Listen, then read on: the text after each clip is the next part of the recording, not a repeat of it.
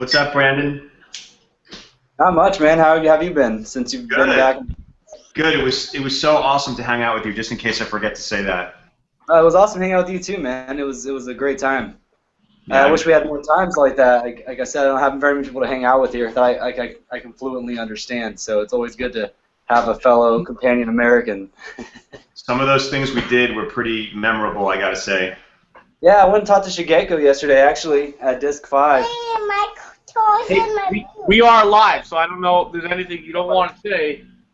Go to your room. But you can talk about it if you want. No, it's okay. We're good. Later. Yeah, I wasn't sure what kind of parameters. I can't edit that out. But welcome to Fresh Vinyl Live. We're back talking about figures and all this other crazy stuff that we love most about our hobby. Joining me tonight, we got Cody Roberts out in California. What's up, guys?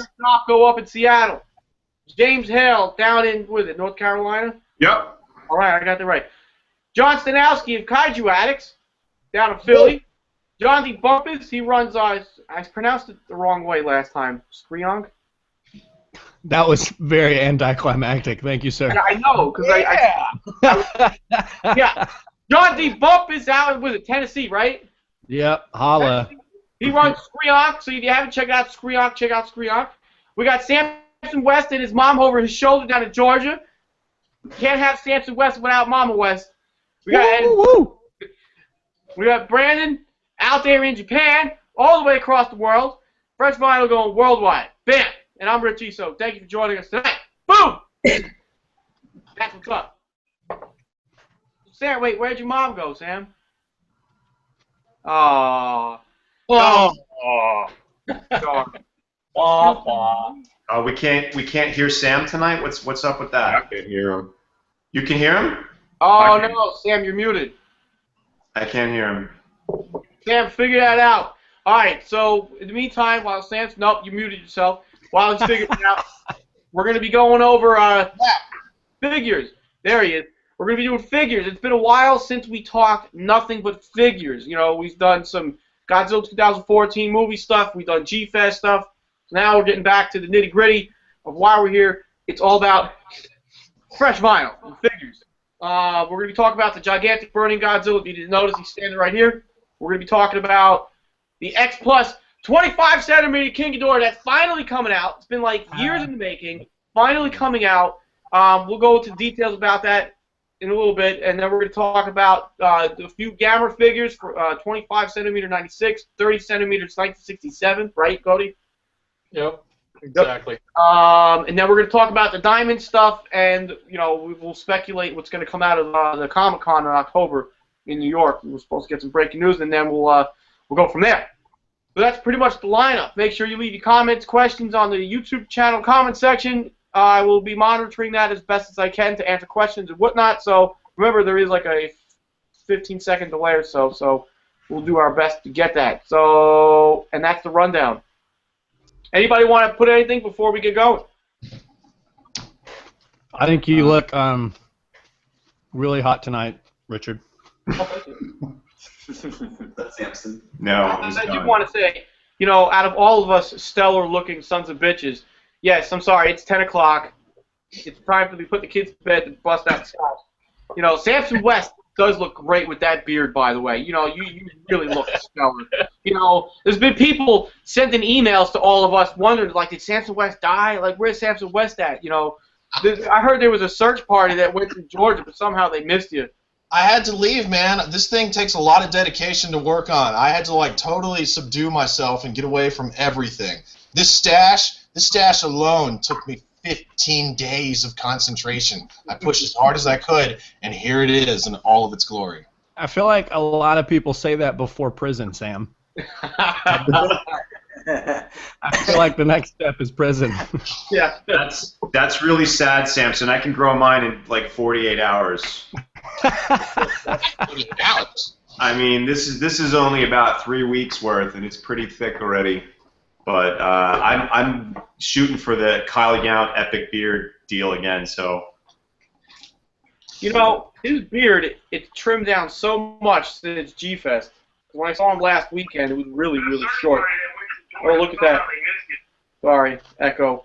I'm sending James Hartman the link so he can watch this. James Hartman, sorry. He's gonna miss You're right, man. All right, so who's got the gigantic burning Godzilla? Who has one? Yeah. Yep. 1, 2, 3, Right. 4, I don't. 5. So most of us do. Most of us do. Wow. Oh, I got the Rick. Who's got the Rick Boy? Oh, I you wish, Two, I wish I did. John. Brandon, do you have the Rick Boy? Brandon.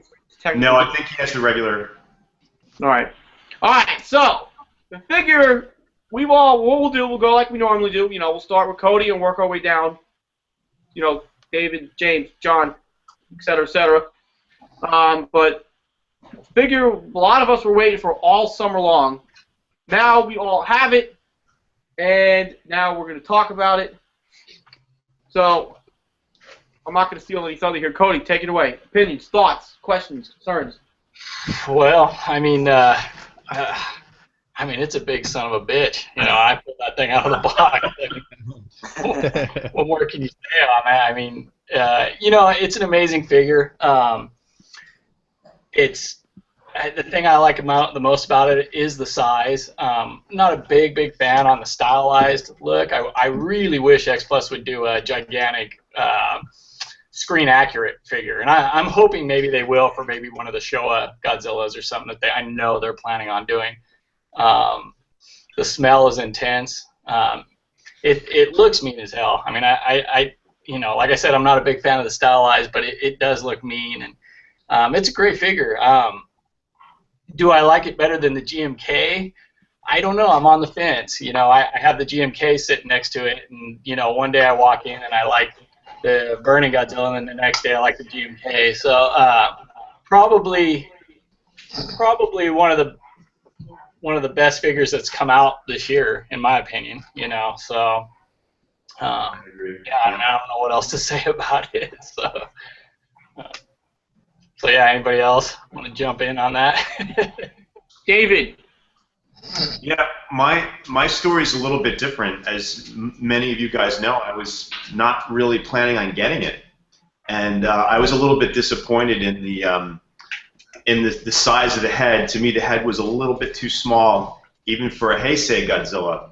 But having seen it with Brandon and Kyle in Tokyo at the 60th anniversary Godzilla exhibit in a glass case, I was like, wow, this is pretty intense and pretty awesome. So that really is what changed my mind, actually seeing it in person. And you know, it's one of those things where sometimes pictures don't do it justice.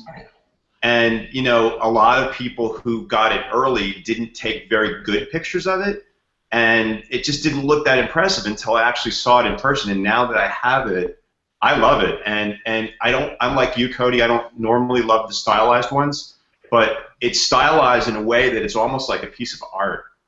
And the translucent vinyl in the chest and the fins is just beautiful. And it's one of those pieces that can maybe migrate to not the Godzilla room. We could sit in a living room or a dining room because it's kind of that cool and impressive. So yeah, it's a great piece, and I'm really happy I got it. And the only reason that I did get it was because our buddy James Hartman ordered 2, and he did not want to keep 2, so I actually bought his second one, not the Rick Boy. I have the standard version. So my only regret is not getting the Rick Boy, because that Oxygen Destroyer is really awesome. And maybe somebody who has that one can show the people what that looks like. Yep. And what I was down on, because it's a pretty awesome piece. But that's it. That's my take on it. This is the Oxygen Destroyer base. For those that got the Rick Boy, it comes with the base.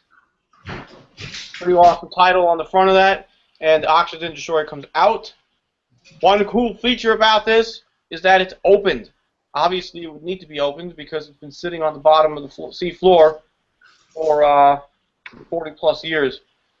So how many of you guys wish, like I did, that X Plus would come out with these little extras sold separately? Oh, how cool would that be? I think that'd be pretty kick-ass. It would be awesome if we could just like I'd spend like $60 on an oxygen destroyer, like in no time, because those little pieces are really cool. I know Samson is really big on the Rick Boys, and that's all you really buy, really, right? Still, Sam, or no? Yeah, I'm still huge into the Rick Boys. I mean, if there can be some extra stuff, I'm gonna get it. So I mean, it's part of my lifestyle of collecting. If I can have it, I'm gonna have it. There's a couple things that I regret not getting over the years, and this is definitely one of them. And the other one is the statue from King Caesar. That's another piece that's really awesome. It's beautiful. I wish I had that. But one thing I like about the oxygen destroyer on the gigantic is that it looks weathered, like you said. It looks like it's been open and sitting on the ocean floor. Where I have the oxygen destroyer for the original 64, the 30 centimeter 54 Godzilla, and it looks like brand new. Like, I mean, it's not open. It looks like, like it was just getting ready to go down to the bottom of the ocean. So I like that they didn't just pull a bunch of those off the shelf and make a little sculpt out of them and stuff. That they actually made a whole new oxygen destroyer. So. Oh yeah, for sure, man. That's one of the things that a lot of people like to complain about with the whole collecting game is how expensive X Plus is, but they do stuff like that on a regular basis. They don't cop out. And Diamond's another issue, which I'm sure we'll get into that later. But when you're talking about X Plus, Rick Boy's site, everything straight from Japan, they do it right every time. The cost, you get what you pay for, man. It's always good stuff. Yeah. One more thing, and then I'll stop. Brandon and I were lucky enough to see the original Oxygen Destroyer prop on display. And I'll tell you, turning that corner and seeing it really well lit in this case where you can almost reach out and touch it was like something that I never thought I would see in my lifetime, and it was pretty incredible. I don't know how you felt, Brandon, but I was blown away by that. Yeah, it was awesome. The first time I saw it, was jaw hit the floor. Yeah. Out of the whole exhibit that they had, tons of awesome stuff from the Showa, the Heisei, and the Millennium series, that to me was the quintessential piece that started it all. They had that sitting next to the actual helmet, Serizawa's helmet and his diving boots that they used in the film. So to me, that was like, and now that I don't have the Oxygen Destroyer piece to go along with the X Plus figure, now I'm totally bummed. So maybe I'll buy it someday, or I'll upgrade to get that one because I really need to have that in my collection. But anyway. Yeah. I think if X Plus made a full-size Oxygen Destroyer, gigantic series Oxygen Destroyer. Bam. Oh my God! Yes. Right there. All right, James. There you go, Doom, Double D. Oh man. First off, when is your review coming out?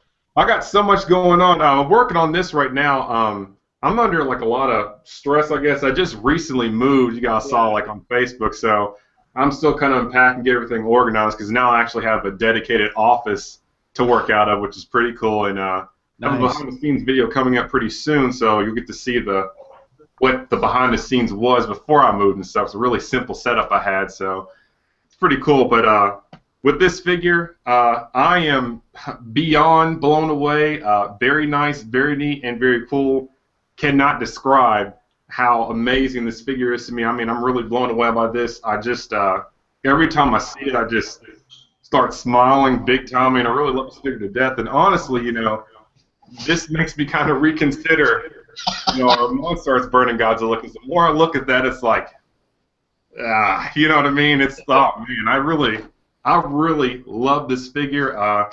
And again, it's like, I've never seen anything this amazing before. So, I'm still hit with all the infatuation of this figure. I mean, I don't mind that it's hyper stylized. I think that this stylization represents, the anger, the rage, the fury, the pain that is burning Godzilla. So, I mean, I'm blown away by this. I really do love this. So, review coming soon, and it'll be pretty cool because I got some help in this review coming up. So, yeah, love it to death. Now I went with the standard, too. So, I don't have the Oxygen Destroyer, unfortunately, but still, I'm more than happy to have this figure, and this is definitely the staple of my collection for sure. And, of course, this is the biggest figure I have, period.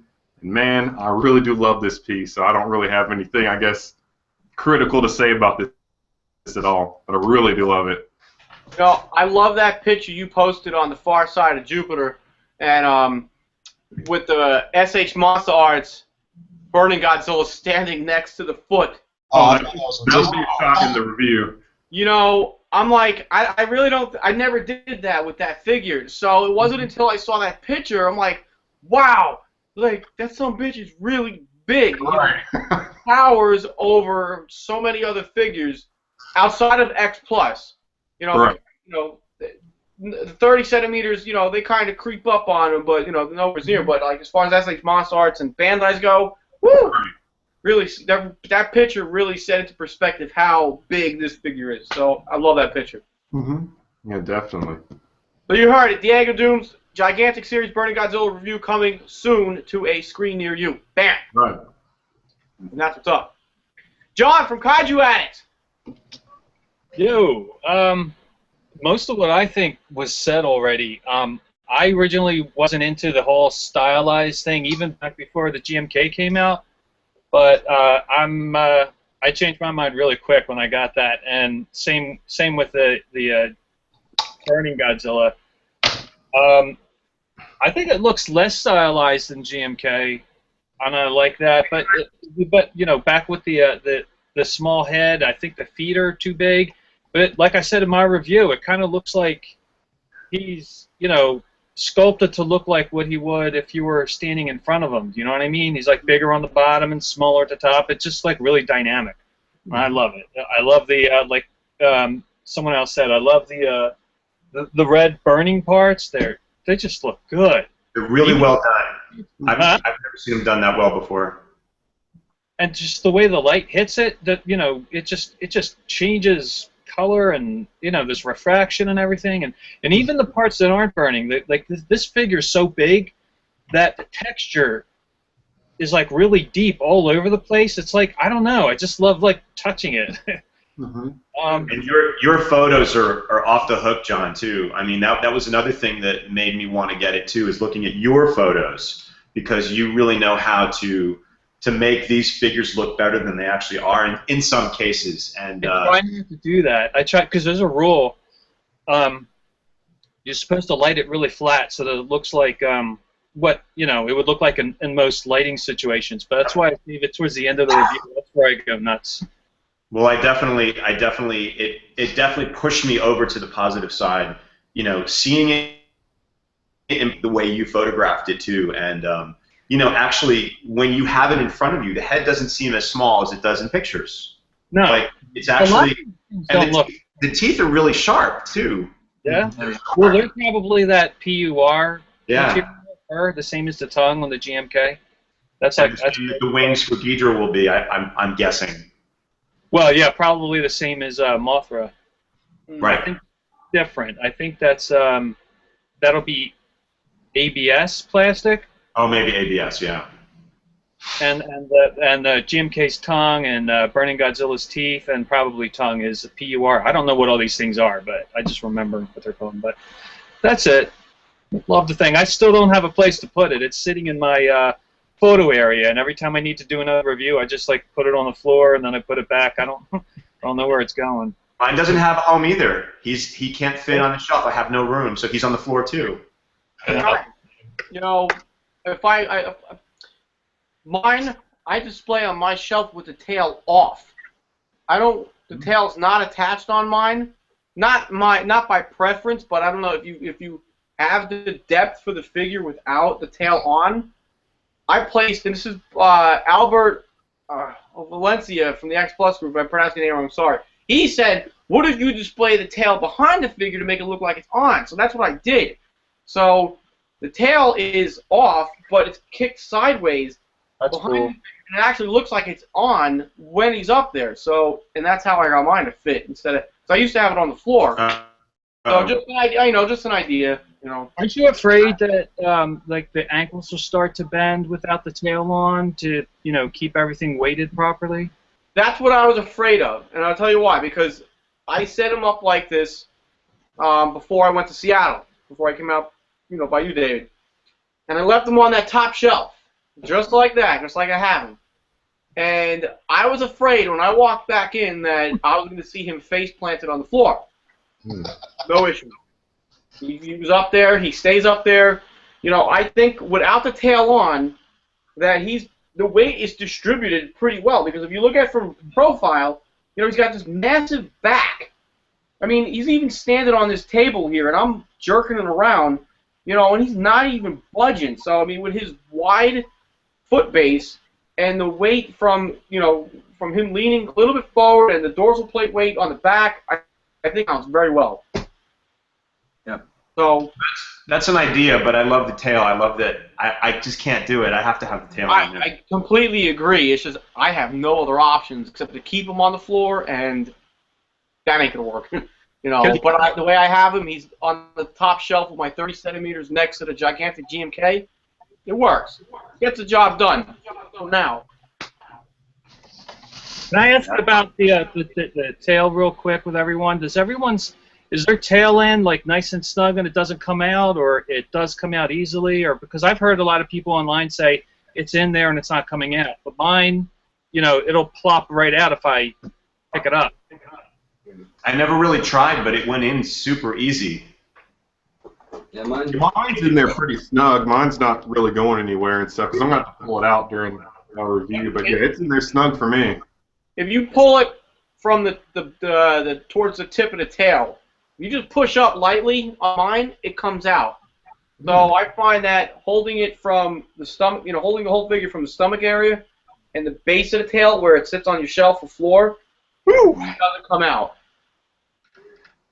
Mine just comes right out. I'm not liking that. Whoa.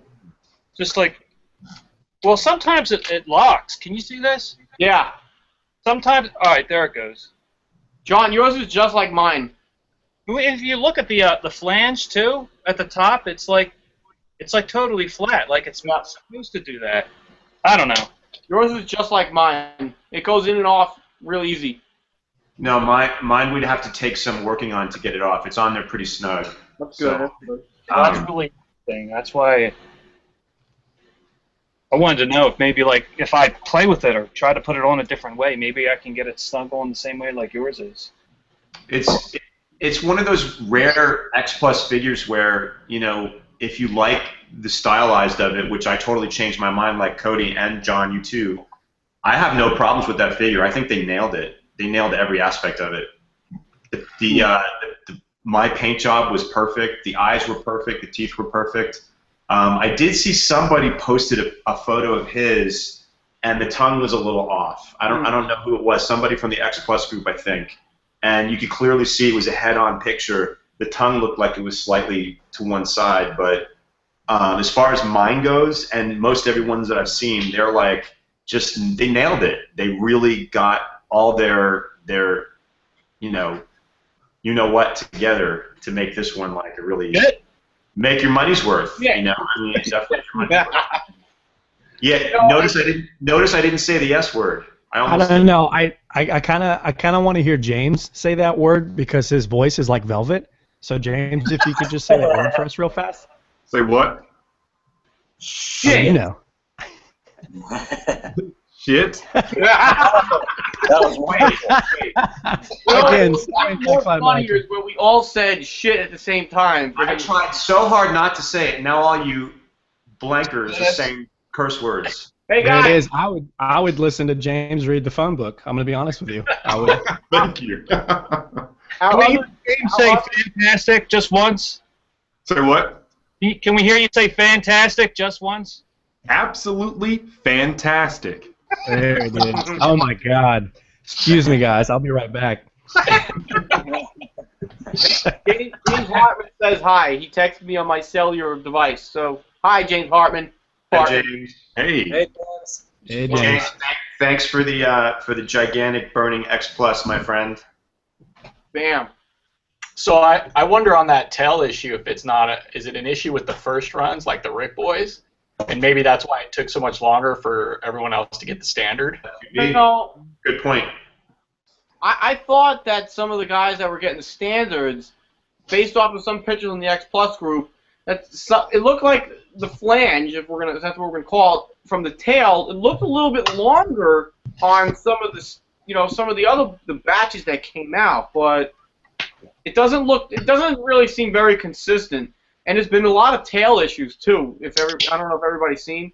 Looks like some tails. Looks like some of them have been squished in. I've seen on the a group in Taiwan, the Kaiju Sinkhole, I think it's called. There was a member who posted a picture of his tail. It looked like they grabbed the tail and squeezed it, and that's how it actually, it was finished. It was molded. So there's been some inconsistencies with the tail for sure. Wow. I wouldn't be too happy about that if I got mine. No, so I would be very unhappy with that. That's something I can't even fix. I don't know. I mean, I told the dude, I hope he understood me in Taiwanese, just heat it up with a hairdryer, see if it pops back out, I mean, it might. I don't know. I think so. All right, moving on. Let's see. John, you don't have it, right? Well, no, because I have so many stylized figures that have absolutely taken over my room. I literally have no room to get into the gigantic series. So unless they start doing Showa figures, which I have a feeling they're going to release a Showa Godzilla, that will be when I jump in, because I can't resist the Showa goodness. But until they get to that point, I think I might have to be missing out. As you mentioned the Showa, everybody's been speculating what's next. So if I butcher his name, correct me. Who's the sculptor? Kabutsu Yoyo. The guy that sculpted this. Yeah, I didn't take Japanese 101. I took, so the sculptor that did the gigantic GMK and the Burning Godzilla, he also did a giant 54. So my guess is going with that the next gigantic series is going to be a 54 Godzilla. That would be the logical choice. I think if we see a Showa gigantic series, that'll definitely be the first one that we see. It would not be my first choice personally to buy, because I've already got so many amazing representations of that suit. Especially, I've got one behind me that I did myself, but I've got the 30 centimeter, the original from X Plus, and I do love that suit. But I don't know. I would love like a 68 or something like that. That would be amazing. Mosu Goji. I think the 54 is the most logical, but I think the second one we'll see, if not the first, is a 62, because that is stylized in itself. Even without being stylized, it's a very different suit. Yeah. And it's very that's a good point. And it lends itself to that kind of style. Personally, I'd love to see a stylized 2000 Millennium Godzilla. That would be pretty tight with the big squeaky fins. But that would be cool. That would be cool, but I agree a Showa one would be pretty irresistible for a lot of us Showa guys, so I don't know. Yeah. I don't know. John, do you want to add anything on the Burning Godzilla? I mean, if you got opinions and thoughts, I mean, I do have both thoughts and opinions, but I haven't seen one in person, so I'm not really sure if I am qualified. I mean, I've seen David's taken some amazing photos. John, other John, has taken some amazing photos. James, you took that one with the monster arts at his foot. I think that kind of blew up. That kind of blew up our Facebook Godzilla world there for a little bit. That was thebomb.com. I think from what I've seen and from what I can see from all of you guys holding it, I think they absolutely knocked it out of the park. Unfortunately, I don't know. I always feel like an ass. Excuse my French children at home when I talk. I don't really do the whole Heisei thing. I grew up on the films and I do really like them, but I also kind of don't like them. I don't know. So it's not my cup of tea, but from what I can see, I think they did a fantastic job with it. I'll just leave it there. No, you're right. I'm not with the Heisei either. Typically, that's my least favorite in the series, even though it has some high points in it, and I really do love the 89, which we'll talk about, I'm sure, the Sakai 89 too a little bit later. But John, seeing it in person, I really think you would change your mind, because it completely changed my mind. I mean, I know I would. Really, if I would have been in Japan with you guys and seen that glass case, I would have bought one too. I have no doubt. I think you're absolutely right. I don't know. The Heisei to me is it's really colorful, and it's got a lot of nostalgia for me because I grew up on those movies in the 90s. But it's also, there's such a lack of creativity in those movies to me in a fundamental way, not in an actual way, because some of the kaiju designs are really creative, and some of the effects are really creative. Some of them are not, Space Godzilla, but it's just, I don't know. There's something about it that doesn't appeal to me from a collecting aspect either, because if I panned my camera around the room right now, literally 95% of everything I own is, I mean, it's Showa. Very, very good. Everything's Showa. Just. I have to What's agree. that? I have to agree with you. I think that's a very valid point, because the least represented era in my collection too is the Heisei, and it's funny because there's a lot of Heisei stuff available too, and I just don't respond to it because it is very repetitive too. I mean, basically that Godzilla suit is some kind of variation of the '89 that just kept getting fatter and fatter and fatter, and the head kept getting smaller and smaller and smaller. And I mean, it is what it is, right? And it just felt a little bit. I understand what you're saying, and cool. But I go through stages where I love them, and then I hate them, and then I love them again. So now I'm kind of like, this figure pushed me to the love them again side, because yeah, for sure. Well, I mean, there's a lot of Heisei merchandise that's been produced that you can't deny the awesomeness of it, like this Burning Godzilla, and the Marmot Monster Heaven Burning Godzilla is another one that you got to have in it. And I have one. I know a lot of people that have like 10, but I don't even collect the Heisei era, and that was one of the figures I saw, and I was like, I got to own one of those. And I think that the Burning Godzilla is kind of the same way, and I think that's what led you to get it after you saw it. Sorry for derailing, guys. I won't no more bashing from this guy. That's not derailing. That's just a little side note. Topic, yeah. There is no derailing. There is what it was. And it was what it is. And I don't know what that means. Just to add to that we were talking about the Heisei, I'm the same way with the Heisei stuff. It's not big for me, so I pick and choose the few things that I do get. And luckily I picked the giant Burning Godzilla. And yeah, just like David said, I'm so glad that I did get it, because although I'm not a big fan of that whole era, I think this figure goes beyond that. Like it's a good representation of that whole era. That's a good way to put it. So it does. It transcends the I don't know. It's the quintessential piece for the Heisei series, in my opinion. That's been released so far. Exactly. It really is. And I am also 100% honestly saving my money that I haven't spent for what we're going to talk about shortly, and that is the 25-centimeter Showa King Ghidorah. Oh yeah.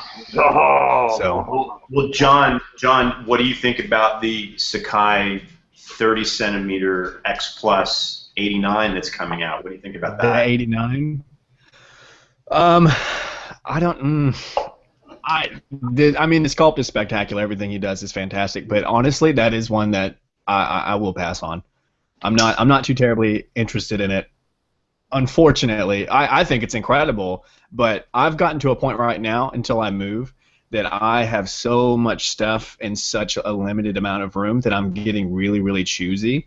And so I haven't really been able to get into the gigantic series. And Ghidorah is going to do the same thing that like Mothra does right back there. Like Mothra doesn't take up that much room until you realize, like, you try to put it on a shelf with everybody else, the 25-centimeter, and then it just like takes up like 6 figures worth of room.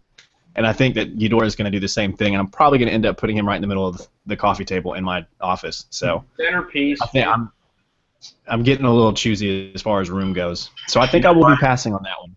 My figures need to stand aside when King Ghidorah comes, because he's getting a place of prominence for sure. Oh, Me and yeah. you, Dave, we're going to be the only ones to have a complete X Plus damn lineup. You're damn right. Damn straight. You damn right. Well, I'm not, but you are. All right. That was lost. Crickets. Oh well. I got it. I got it. Now I'm sitting here saying I need to get me a 25-centimeter Manda. Damn it. Damn. Man, just buy that Ultra Q thing online. Send it to David, he'll hook you up. I'm thinking about it. I think Greg has one still. The one that I made that he tried to sell at G-Fest, so that's still maybe floating around out there for sale. Yeah. So, Sam, your take on the gigantic burning Godzilla. I know you don't have one, but, you know. Yeah, I know. Well, it looks magnificent. I can honestly say that. I mean, looking at yours especially, because it's just it's so beautiful. I mean, that is a damn big old bitch. I wouldn't have known where to put that thing in my freaking house. I don't have any room. I don't have the money. I mean, I know I'm going to be shooting myself in the head when I'm older or later, when I have like $1 million and I'm rich and famous and looking down upon all y'all there fondly, going, "Oh, I remember my Godzilla friends from long ago, those peasants." Are we gonna be dead? I'm confused. What the fuck, man? That's John. I won't have time for you lesser folk. But no, it's a badass figure, dude. I just would have no idea where to put the damn thing. I wouldn't know where and who to kill to get the money to buy it. So, I mean, I can't do anything about it right now. And the price is only going to go skyrocketing through the fucking solar. Oh yeah. I mean, I don't know. It's going to be beautiful for me to stare at that all y'all have it, but I don't think myself I'm going to ever own it.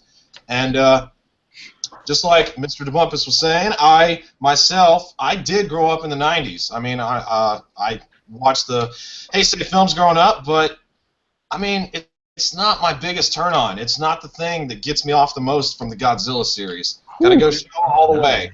So I mean, even if I could have bought it, I don't know if I would have. But then again, what you guys are saying is this thing will totally change your mind when you see it in person. So, I mean, it looks like it's a purely nostalgic figure. I wish I could see it in person. But looks beautiful. The sculpt, the paint, the size, giggity. I mean, I love it. Looks cool. Just don't have it. I'm sure you'll see it at G-Fest next year, Sam. Yeah, you will. Someone will be selling damn it thing's for gonna be $12. at G-Fest. Somebody's gonna be trying to sell that thing for $1,500. I can guarantee that. So yeah, that ain't happening for me. Okay, moving on. Brandon, take it away. All right. Well, we were all kind of worried about the burning parts not being translucent, and then whenever we saw it at the exhibit in the glass case and all its magnificence, I already had ordered it, so it was kind of too late to cancel my order. But yeah, I'm really glad I got it. One small thing is I don't know if you guys have the same minor defect, but at the top of the head where the top, like this part of the head goes on, there's a humongous seam for me, like right here, and there's glue everywhere. But Shit. Oh, yeah. no. Really? Yeah, I don't know if that's just mine or if that's everybody's. That's a separate piece. No, mine has no glue at all. Yeah, it's right here. But besides that, I love it. I mean, I have to get. Do you have it too? No, are you talking about across the head? Yeah. It looks, well, you know what, I could see the seam ever so slightly, and I didn't notice it until only you mentioned it, and I looked for it. But No, I'm going to there. go look now. I'm going to go But look there now. is no glue. I mean, it looks like it's filled in almost, Yeah, but I can see it right from. All right, so if you were looking at the front of the ear tips, you go across to the other ear, so it's like right in the middle. Right. Yeah, I mean, Is that what you're looking at, Brandon? yeah, they did a great job on this side, like right here. But the left side, it's you can almost like pull it. It almost looks like you could push down and it would come apart. So I haven't really messed with it too much. But then again, I don't have the toe issue, so I guess I don't know. But from afar, he looks awesome. I mean, if you get real up close, you start noticing little things. But I mean, it's a great figure though. I love it. I went and bought. Speaking of buying furniture to put it on, I went and bought a little bitty table where he stands alone with some little dudes. But yeah, I mean, I love him. Yeah, I'm glad I got him. I wish I didn't have to pay as much as I did for him, but in the end, he's worth it. I gotta ask a question. How much was this thing? How much did you guys pay for this? What's the general price on this thing? The standard. What was the standard? $458 with shipping from Ami Ami. Yeah. I only paid $3.25 because I live in Japan, but because it's $5 shipping international or domestic. So I paid $5 shipping, but then again I have this bump here. So Yeah. Well, John, he stepped away for a second. Me and John, we have the Rick Boy. I got mine. I think it was $3.95.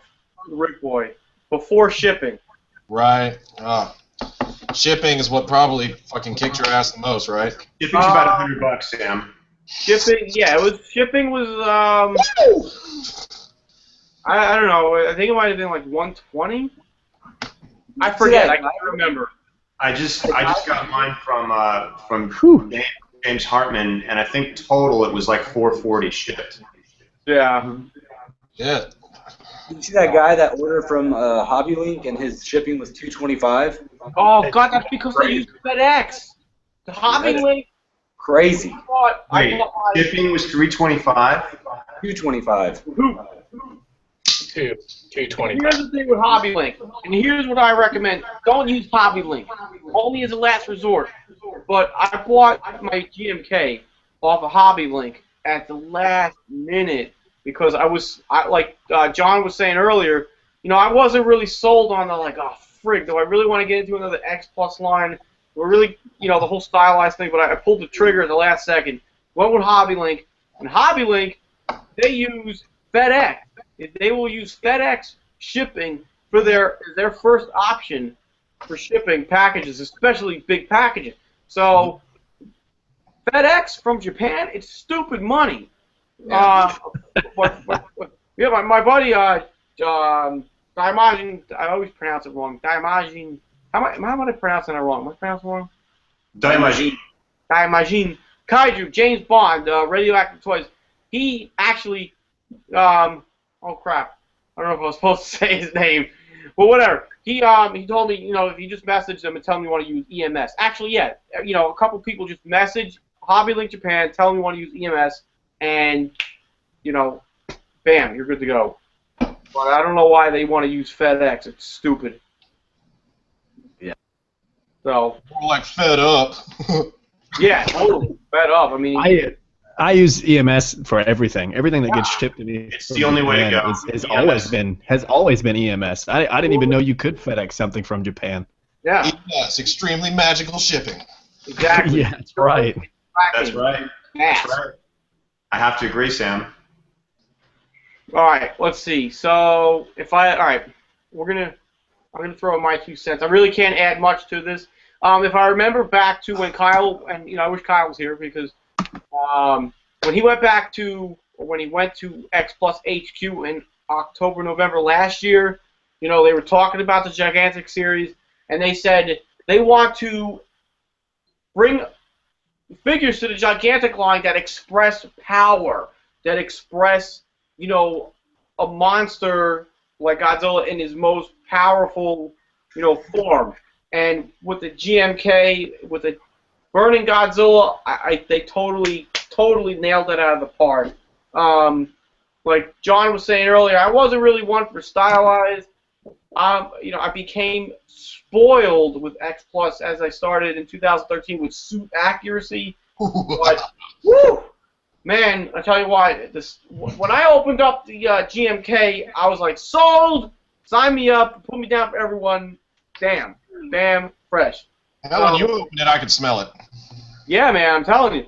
So when I got this guy, go watch my review. My review was genuine, legit, opening this guy up, and I watched it the other day, and I'm like, I got goosebumps watching just how exciting it is just watching me open this up as I stare at him, just looking at how awesome it is. Christmas. I don't really have any complaints about it. The translucent, now, mind you, this whole figure, it's really orange, clear orange vinyl underneath, and it's painted on top. So it does stink that this was not light up. Who knows? Maybe the one light up we want. we want a light up. Maybe one day we'll get a light up Burning Godzilla. Who knows? They'll look cool. But this was supposed to be lit up. But over time, I guess X Plus, they figured, you know what? It's going to cost way too much money for us to make this live, and nobody's going to buy it. That's not what they want to do. It's not good business. They want people to buy the product. So they pulled the light up feature and they threw in, the Oxygen Destroyer, which is a nice touch. I would say a sentimental touch.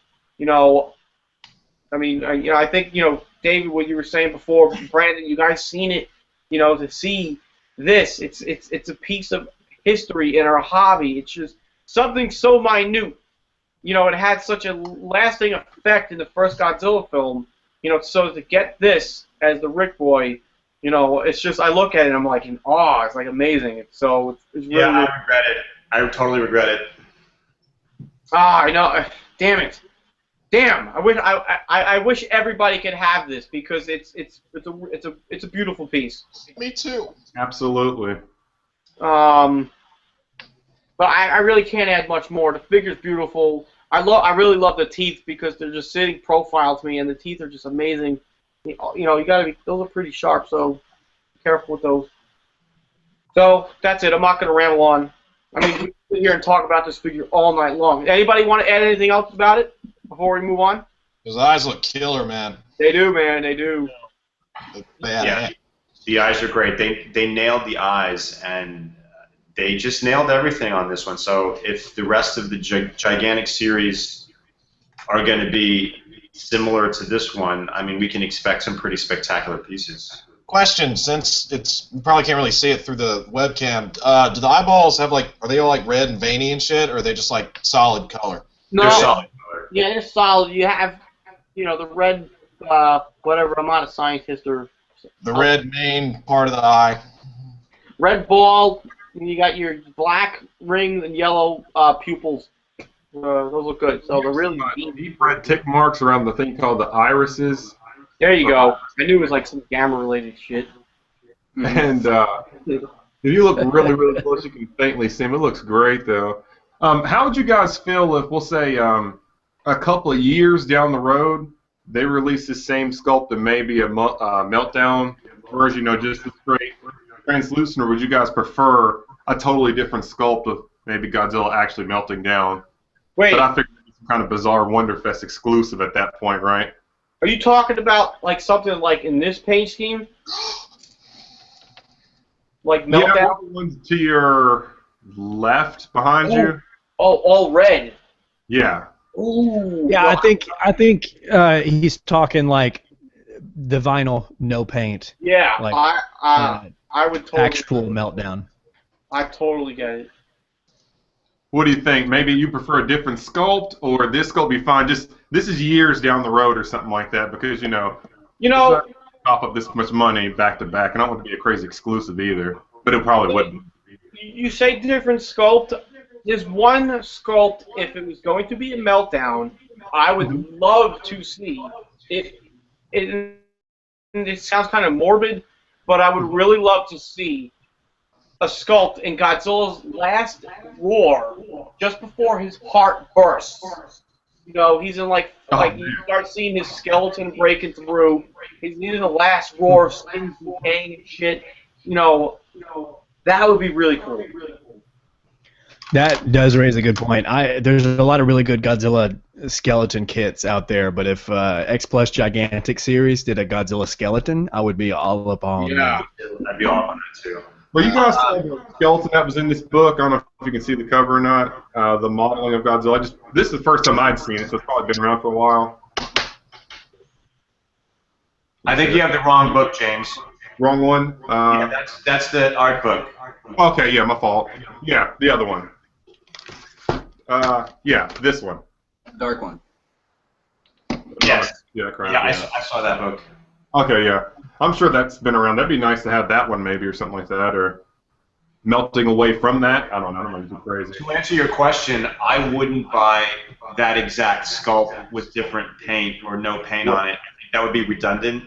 But if they did a new sculpt, like you're saying, with maybe some flesh hanging off and some of the skeleton exposed, I would so buy that. That would be really unique. Imagine. See, that would be a total piece of art. You talk about artistic ability to pull that off. Ooh. But as far as spending another almost $5 on the same sculpt in that size, I personally would not do that. I could not justify that. There's no way. Oh, we were talking earlier about the price of this thing going up. I was at Mandarake yesterday with my family and my buddy, and there was Burning Godzilla at Robot for like 5 something already in Japan. So I can't imagine what they're like in the States. Yeah. Oh yeah. It's already. I mean, if you search for it even on eBay, I mean, it's definitely high aftermarket prices, and yeah, it's really good. If anybody, I mean, well, on the other hand, James, if if they did the same sculpt and it looked better, like it just looked really badass, I would sell this one and get that one. I would not have two. Right. You know? But yeah, I mean, either way, if they did that, if they made it like completely clear, and maybe if you could see the bones through it, I mean, that would be awesome for the world. But that would be pretty cool. That would be so awesome. That would be so awesome. Well, I'm looking on eBay right now. It looks like there's only 2 of them. We got one for $460 now. Sorry, freaking. How much is shipping, Sam? Though. Yeah, Sam. Shit, I don't know. Hang on. Freaking, I had to exit out because a stupid ad in the corner started playing ridiculously loud. And there's another one. There's a new thing that eBay sellers are doing now. I don't know if it's new, but it's new that I'm noticing it. They'll give a very reasonable price for a specific item, and then you look at the shipping, you get all excited. It's like $200 for shipping.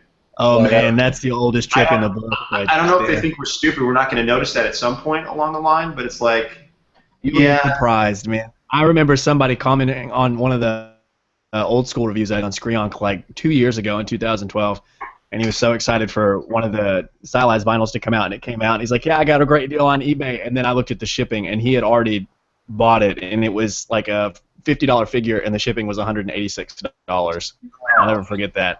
I was like, I understand how you missed that, but you know what? And it's just shady because you just don't do that. I mean, it's not that much money, Yeah. Real quick shout out. I just want to let the guys in the comments know, yeah, I'm paying attention.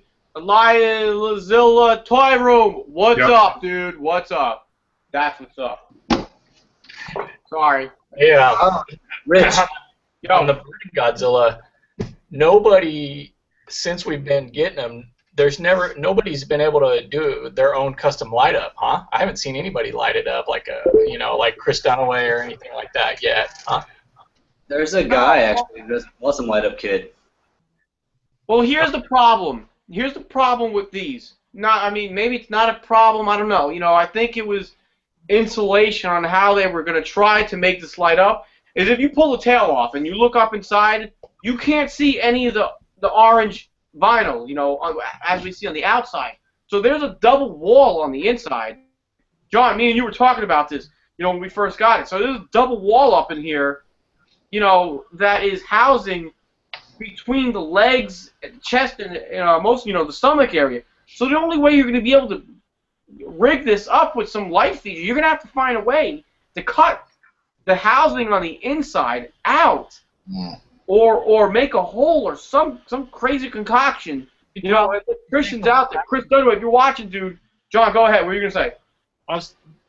With the like the 30s and at least with the 30s, the whole back piece with all the spines, that's usually a separate piece. So maybe it's the same thing with that. You just and it's not that hard to take that off because with my 30 centimeter GMK, those fins were glued on upside down. And I just one day said, what the hell? And I pulled it off, and I cleaned it up and, flipped it over and glued it back on. If that whole back piece was gone, you'd have plenty of room to poke around in there. Yeah. I don't know that I would take a knife to this piece, though. It's not worth risking. No. Not at all. I would not take a knife to this piece. I mean, there's many things that I'll be willing to cut up, but this ain't one of them. No, wait. I feel like you're saying, Rich, that double lining that they have in there. I noticed it when I pulled that out, and it was one of the things that I was worried about this figure not being a light up, was that just being red vinyl and it being dark inside there. I kind of thought it's not going to stand out. It's going to look too dark red. But there's it's almost like a metallic or something that they put underneath that red that just sitting in the room, it looks red. It kind of pops, and stuff. Maybe that I'm sorry. Go ahead, John. Maybe that the extra wall on the inside. When I did my review and I was like staring at this thing, I know that the burning areas, they are clear translucent plastic. There's light red sprayed on the outside, and I think all the yellow orange is coming from the inside. But I don't think they painted the inside of the translucent vinyl because then it would look a little flat. Yeah. I think the yellow is coming from that wall, which is just a little bit further away, which is allowing that area to look so crystal-like. Yeah, I agree. Now that you look at it, especially with light hitting it from under, because if you look from this part to the back part right here, you can see straight through the other part, and you can see the yellow. Yeah.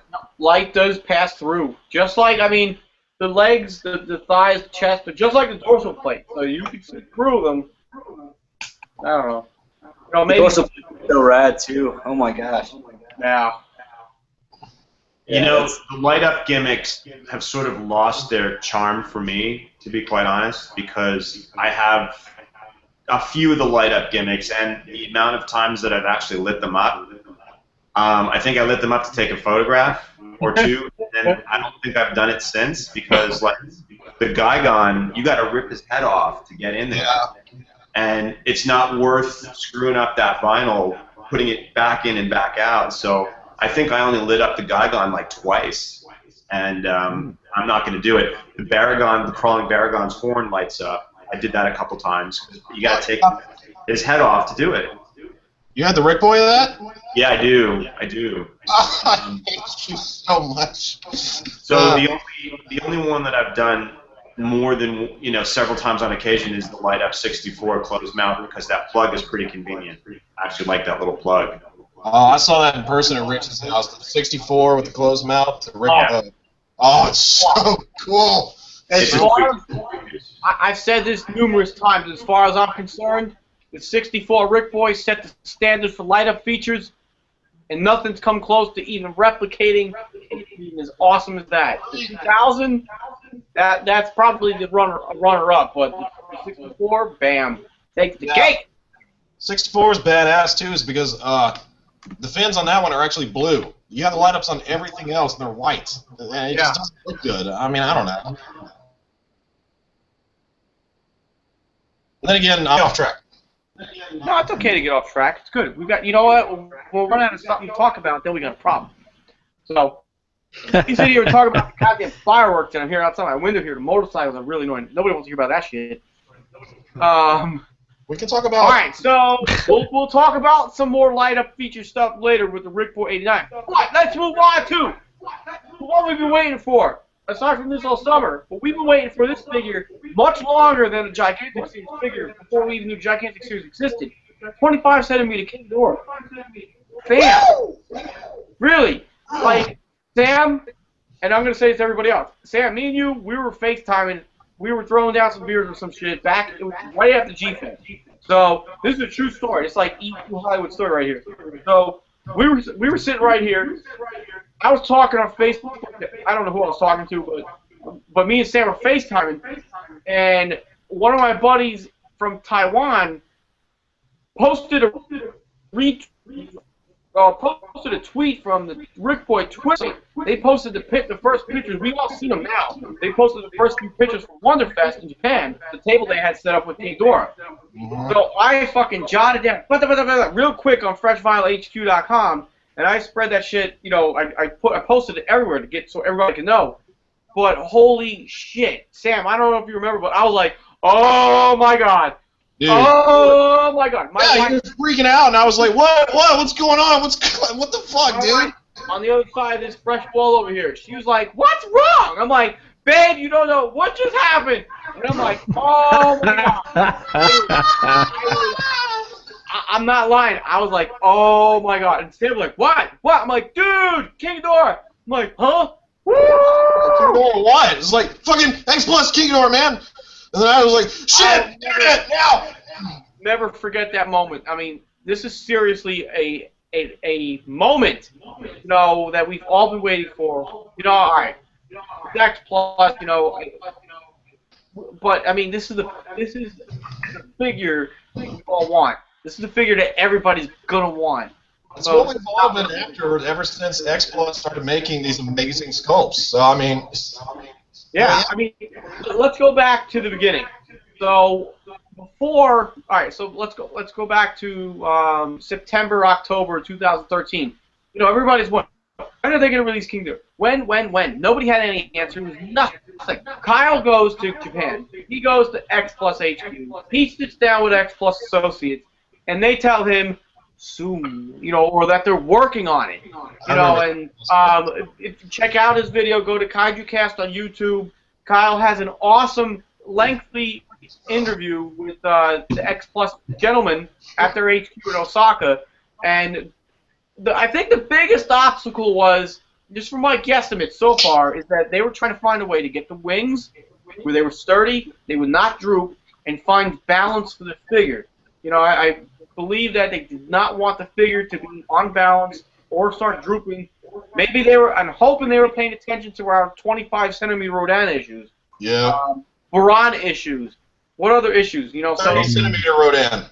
30 centimeter Rodan. So, you know, I think they wanted to get wings like a 25 centimeter Mothra, which are stiff, they're sturdy, they're durable, they won't droop. They're what? Nothing. Yeah. You know, so I hope and I believe, you know, I believe more than hope that X Plus they took their time to get it right.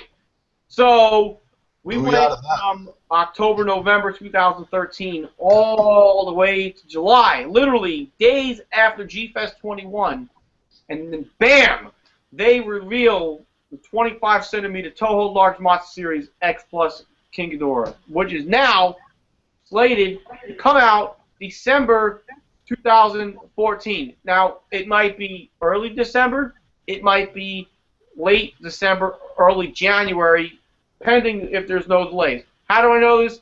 You go on the Rick Boy website, you look over the banner that X Plus posted with the King Ghidorah banner there. You can't click on it, there's no hyperlink for it, but it has above it 12 blah blah blah in Japanese. I copied and pasted that into the Japanese English translator, and it says something along the lines, December to be released, something, it's coming out in December or January. Well, usually when they say stuff like that, like the month that they say that it's going to come out, for us in the U.S., we don't get it until the month after, like earlier on or halfway through. So but you gotta remember, like I did, you know, I worked on the database thing that I did all the release dates for all the X Plus figures, 25 and 30. You know, and as I did my research, it seemed like some came out in the beginning of the month, some came out at the end of the month. So, you know, it kind of fluctuates. So like you said, it could be early December, it could be late December, or early January 2015. I'm hoping for late December, man. Christmas money's going towards that bitch. Exactly. You know, I mean, give time people to recoup. You know, so that's what we're looking at. We're looking at December, January time frame, Christmas holidays, happy, joy, King Ghidorah. Now, here's one thing. People kept asking me, I know I'm rambling, I'm sorry, but people kept asking me, oh, when do you think it's coming out? When do you think, blah, blah, blah, blah, blah. I was like, here's what I'm thinking. I was like, we haven't heard jack shit about it since a year ago. So, I'm like, we know they're working on it. On top of that, now they announced it in the wintertime, summertime at the Summer Wonderfest. All right, so they're going to reveal it soon. So my guesstimate was, it's like, what better time to release for its 50th anniversary? It's 2014. Ghidorah the 300 Monster came out in 1964, December. I don't remember the exact date, but it came out December 1964. December 50th anniversary. Perfect. Yeah. Well, it all depends on when we see when it becomes available to buy. That's going to be a real telltale sign. I mean, if it's soon, I mean, I'm expecting to see it become available like any day now. Really. Yeah. I think they're going to open up pre-orders. I'm thinking maybe mid-October, because they usually give 3 weeks to get your pre-orders in. Three and a half, 3 weeks or so. So if we do October, that'll give them a month to fill the orders through November to get them ready for release. So it's going to be soon. Really soon. I just looked it up. It came out December 20th, 1964. So there you go. Thank you, Sam. Bam! damn West with fucking information. Go to bed, kids. So this weekend coming up, next weekend I have Superfest, and I'll ask Matsubara-san if he's a good friend now since we got to hang out with him whenever Kyle and David were here. So I'll be at Superfest. I'll ask him questions and I'll try to get you guys some answers that maybe you wouldn't know besides. There you go. Hell yeah. Scoop. All right, so those are the details. That's pretty much the information we know. Now, let's hear it from all of us. Cody, bam, expectations, opinions, thoughts, concerns. I'm not into it. I'm going to pass. There you go. Fuck it. David, you're up.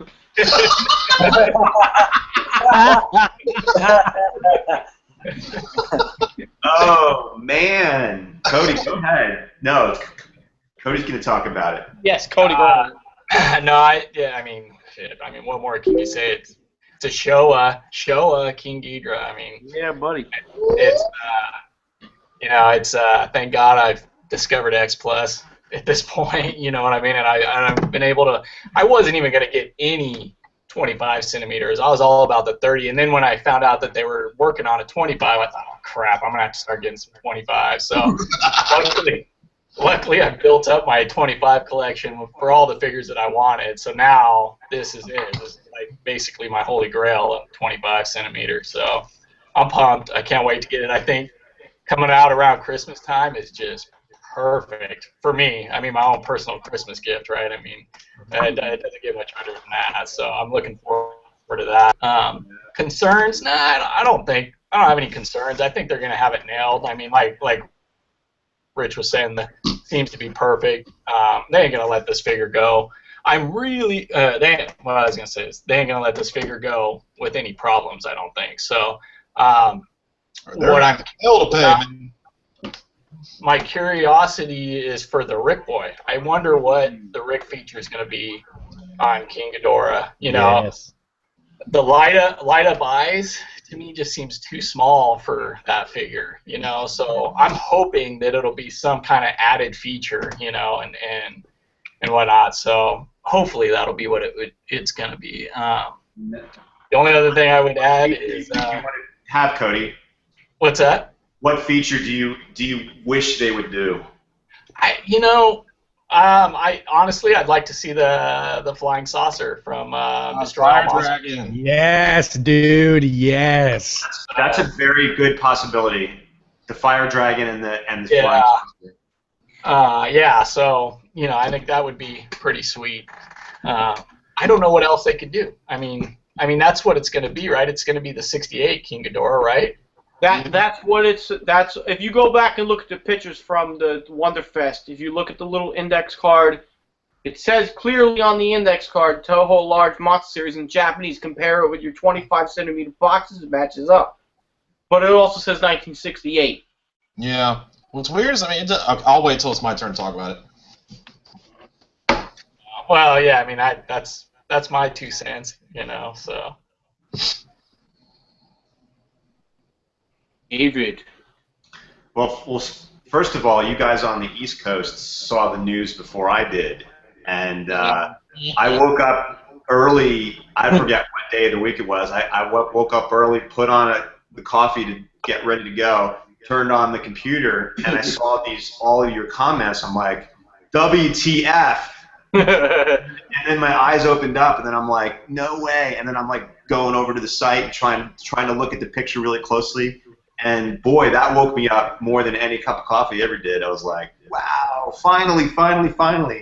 And yeah, it's, most of you guys know that King Ghidorah is my favorite monster aside from Godzilla. And Monster Zero. yeah, like, the quintessential, excellently sculpted piece of this awesome monster would just be so cool. And yeah, I just was so psyched. I knew it was coming because Kyle had said that the X Plus guys said that they wanted to do all of the figures in the Destroy All Monsters lineup. So I knew it was coming at some point. And but no, and then then I had these worries that the sculpt wasn't going to be that great. you know, and you know they weren't going to do it just right. But when I saw the photos of the piece at the Wonderfest, they really nailed it. It looks like from those photos. I mean, they really nailed it, and I just can't wait to get it. And my hope is they do for the Rick Boy. They do a little figure of the Keylog Queen. I think that would be really cool. John, what is that craziness? Looks like what the hell? It looks like Cthulhu. Jaguar's head. That would be Jet Jaguar with Ghidorah's head. Sorry, guys. I'm drinking. But a Keylog Queen, you know, wouldn't that be awesome? I mean, I think it's a possibility, seeing as how the 25-centimeter Rick Boy for the Mechagodzilla 74 was, you know, the little big man. Yeah, that's what I was thinking. You know, as cool as Cody's idea for the Fire Dragon / Keylog Saucer would be, I already have one for the I have the Iwakura one that I could just pretend came with mine, you know. Yeah, but you know, a little Keylog Queen. I mean, what else could they do? I mean, he didn't come out of the meteorite, so they can't do a meteorite. Oh. What? Go ahead, say. Damn, I think I said this to you once. What if it was the base, half exposed, Yuji Sakai set? That's right. I talked about that. The half-exposed base of the Keylogs. Here it is. Hold on. You know, it doesn't necessarily need the Godzilla in it, but you know, if we had something like that. Now, I mean, all right, big freaking whoop. And I don't know. I really can't think of what else. You know.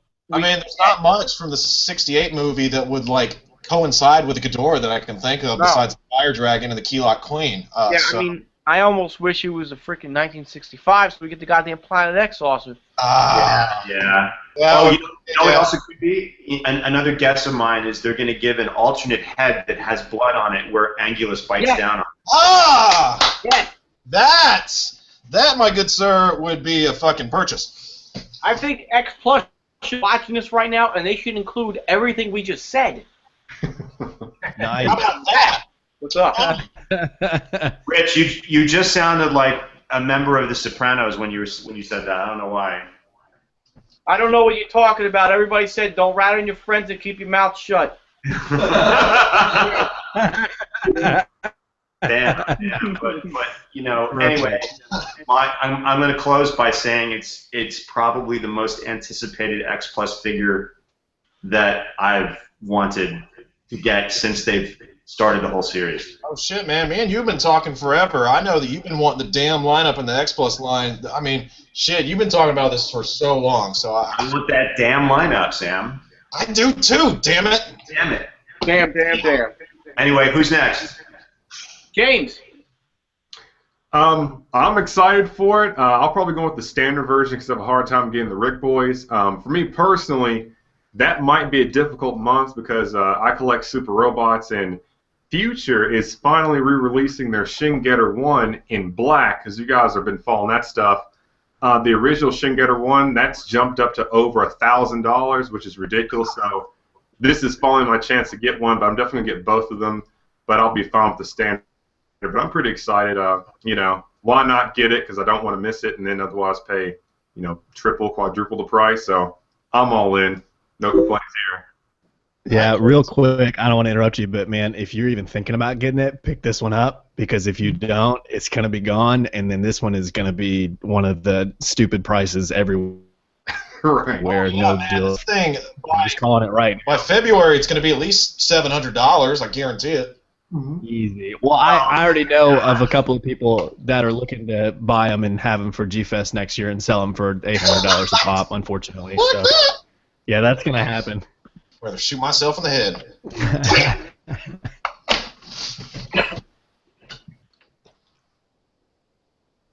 What happened? What happened? There was everybody there? Froze. Like, oh, man. I'm here. Awkward moment number one. Oh, it's still on you, James. It's all you, man. Oh, yeah, I'm all in. Again, I'm just going to go with the standard because I have a hard time getting the Rick Boy. So, Mike Johnson, man.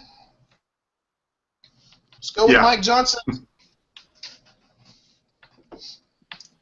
Yeah, I guess we'll have to see about that.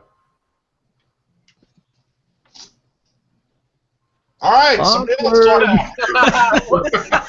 Like dead air. What is happening? Make somebody else talk. All right. I was answering questions. I was following the comments on YouTube. I'm sorry. John. Somebody else. John, King Ghidorah. Hell yes. I just might get two. I don't know. I have concerns about it though. I'm worried that those wings are pretty big, so they're probably going to be kind of heavy. I'm wondering what's that going to do with his ankles. Or, is this going to start leaning forward, or I know his tails are going far back, and they're all the way and they're low, so that'll counterbalance the weight from those wings. But I'm just wondering about it. And you know what? Two of the heads are going straight out too, so that's even John, more. Yeah. You just mentioned the tails. Now, who's to say they don't fill the tails with foam like they did for the gigantic burning Godzilla? That would be I good. didn't know they did that. Wow, cool. I forgot about the tails. Well, Yeah. they could. I mean, the tails. Look at any other 30 or 25 centimeter figure. They're hollow. So if they fill it with foam, Yeah. that little bit of weight can distribute. The balance maybe just enough. You know what? This box is going to be big. Oh, that's what I was going to say. Oh, my Next God. when I talked. Big. I have no room. Wait, where can I see a picture of this thing from the festival that it was first announced at? I'm trying to find a pic to look at it. I'm going You can check. I know I have it on my page, on my website. Yeah, I've got it on mine too. I think the heads are probably going to come off in separate pieces. Yeah. Because that Yeah. box is crazy. Yeah. You know why they chose I cut you off. I'm sorry, dude. Who's chose talking? the 68 over the other two incarnations is because the wings are attached a little bit thicker. If you look at the suits, on the 64 and on the 65, the wings they're larger, and the way they're attached to the body, it's really kind of thin. And they remedied that for the 68 suit. They're a little bit thicker the way they're attached to the body. So it only makes sense that they're smaller wings and they're attached differently, so they'll have less of a possibility of damage, I would think. I can't help thinking that they're connected on the inside, just like with, I think Mothra's like that too, isn't it? Hmm. I don't know. Oh, we'll see. I don't know. I gotta I be think they're so big and heavy, they must be connected. I don't know. I'm worried about the heads too. Two of those heads are like I said, they're going totally straight forward. I mean, what's to stop them from drooping down? I mean, even Biolante, her four main vines, that's solid vinyl, and even those things droop over time. Oh, wow. Oh, now you're scaring me. See? Sorry. Thanks a lot, dude. Forget it. Cancel my order. Fuck it, don't want it. Let's move. More for me. Game over, man. Game over. Why don't you put her in charge? No, that's not true. I'm getting it. Whether it's All right. So can you guys see this picture right now? oh, there Yeah. it is. Yeah. All right. So check this out. So if you notice, look at the wings. The wings are starting from the back and working their way forward. Then you have the two heads on the sides that are going horizontal, and you have the center head, which also looks like it's going vertical yet horizontal. So there's a lot of weight shifting forward, which would make us clearly concerned, how is it going to stand up? Now, And the tails are probably going to be weighted, like you said. yeah. Now, if you look at, all right, so it's the body, he looks heavy-chested. He might need a bra, but his legs, it looks like the legs are kind of, they're kind of tight, but they're kind of set back a little bit. Giggity. That could be good or bad. And then if you look through the legs, you can see the tails. So the tails look like they're kind of tight together. So I'm thinking that they got the tails filled with foam. They have to be. Maybe even the body is filled with foam. I mean, that's a lot of empty freaking vinyl in there. I mean, for them to take all this time to work on this figure, I would imagine they have to get this right. They have to. Look at the detail on those scales. Whoop. Hold on, let me. The detail on the scales are just incredible. What just happened? No, I'm sorry, because I'm Holy shit! What did you Whoa, do? that was crazy. There we go. Better. Yeah, better. Sorry. The detail on those scales is just incredible. Now, mind you, I'm zoomed in. If I zoom out a little bit, it looks a little bit better. Now, all right. Now, for size comparison, this guy, he's probably going to be as tall as the gigantic burning Godzilla. Like the wing, the wings. Shit! How am I gonna put him? You're gonna have to pull your refrigerator out in the center of the room. Look at how big it is. It's gonna be you. What? That's It's a beer fridge, man. That's a hard sacrifice. I might have to do it though. You're right. You're right. You're totally right. Yeah. So I'm really. You know what? I mean, there's a few other pictures. Hold on. Where was the other picture? I mean, I'm a little concerned looking at it right now too. He kind of looks like he has the stance. His feet have the same stance that the 25-centimeter Rodan has, where he has one foot is more forward than the other one. So that's kind of weird. That makes, I don't know. I mean, shit, we just gotta wait and watch and see. Oh my God! If he takes a header, my heart's gonna drop. Now, Yeah, because I'm a neck. 30-centimeter Varan right now, and it's I have the problem with both of my X Plus Rodans, both scales, and the Varan. I think fellow John, just posted a picture today or yesterday of his Varan on the floor yet again. So I'm really hoping that.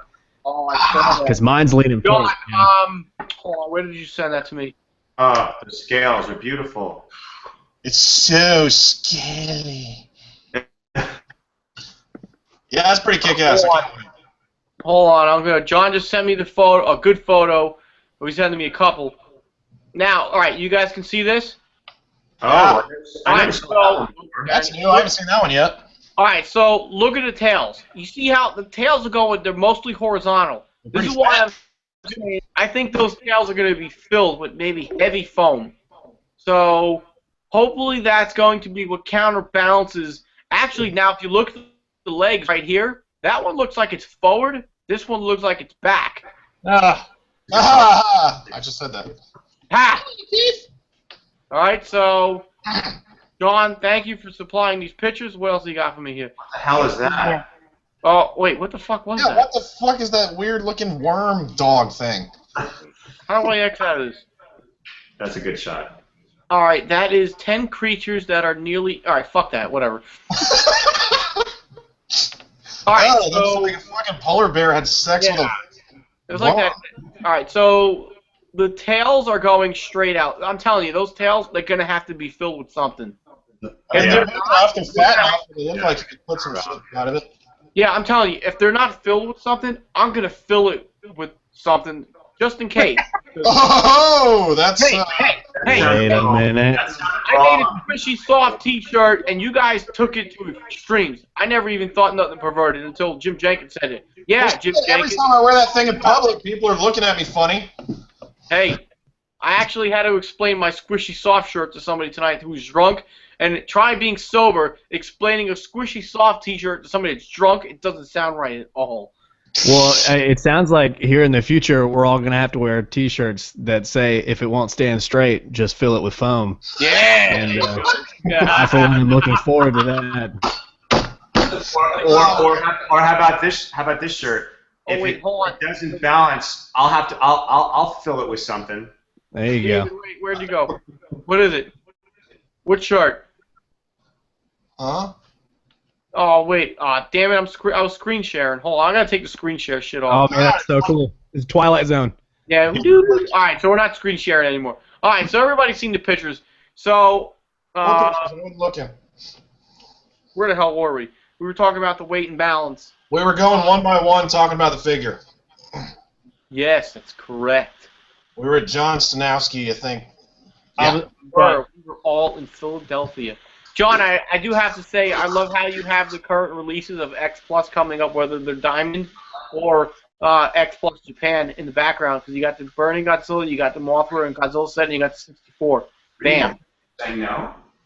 I think that was intentional, if you don't mind me saying. Coincidence. All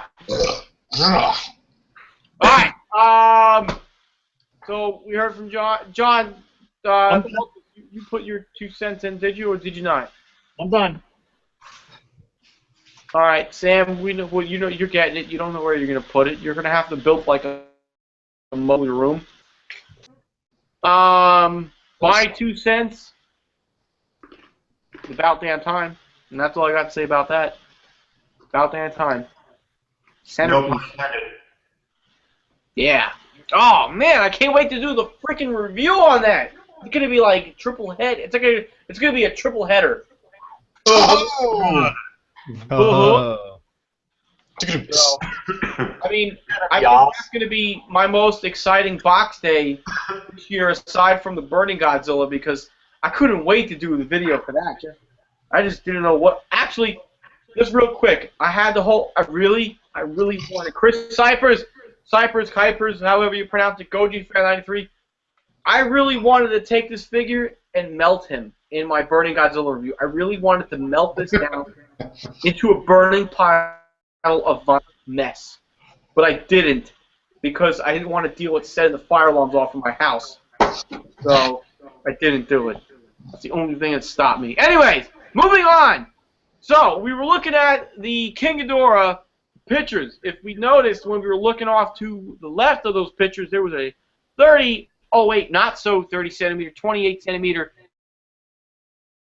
huge Godzilla 1989. Bam! So that comes out in like a week and a half almost. Yep. Scheduled for release. We're gonna say I'm pretty sure. October or November? No. In like a week and a half, it's released. What? Yep. Late. Yeah, buddy. Yeah. Shit. Yeah, they said I'll pull up on the Rick Boy site, but they said end of September. Hold on, wait for me here. Don't go anywhere. Be right back.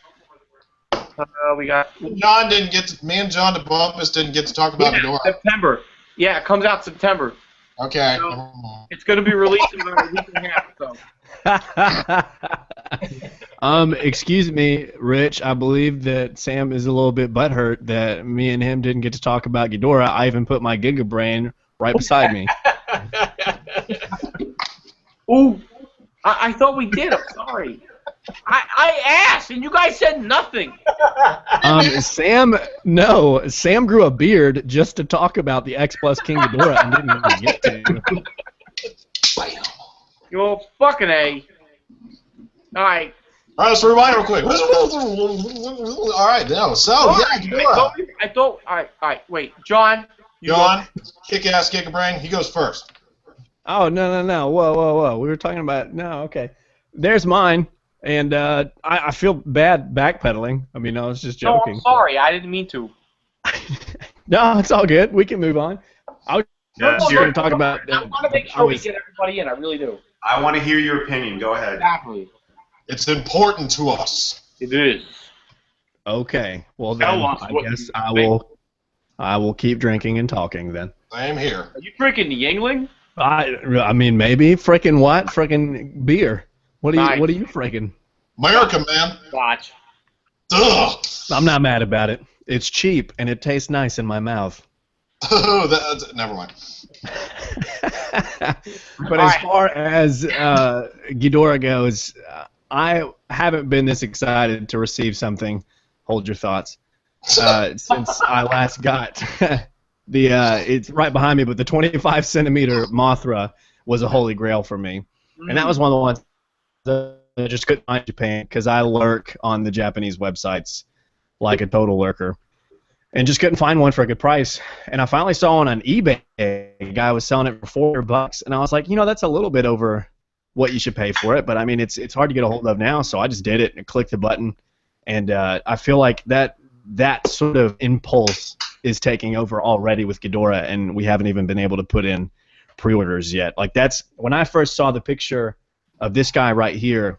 A good friend of mine, another codename Kaiju Nomura, sent me some pictures of the Giga Brain, and on Screonk.com I was the first place to post pictures of this guy because he sent them to me, and I was like, that right there That's the bomb.com. I have to have that because I'm like David. King Ghidorah is one of my favorite kaiju monsters, character, anything, design-wise, concept-wise, the movies, everything, all time. And I saw this thing, got one from Mike Johnson. I was like, yo, dude, got to get this. Hook me up. And that was the one where it was just like, bam, got to have this. And it was. G-Fest, or have you had that beforehand? What's that? The King Ghidorah. Did you get that from G-Fest, or have you had that beforehand?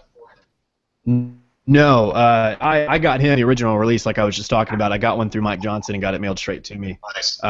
As soon as I saw the pre-order for this guy, this is the original open mouth, so this is one of the very first ones, and that's the one I had. It was just like, it's beautiful. Yeah, it's one of the coolest. Yeah, that's the silver on the necks. I see it now. Yeah, and you can see the open mouths and everything. And one of the really cool things about this is I feel like it would lean forward if it wasn't one of the heaviest figures that I own. This thing is really, really, really chunky vinyl.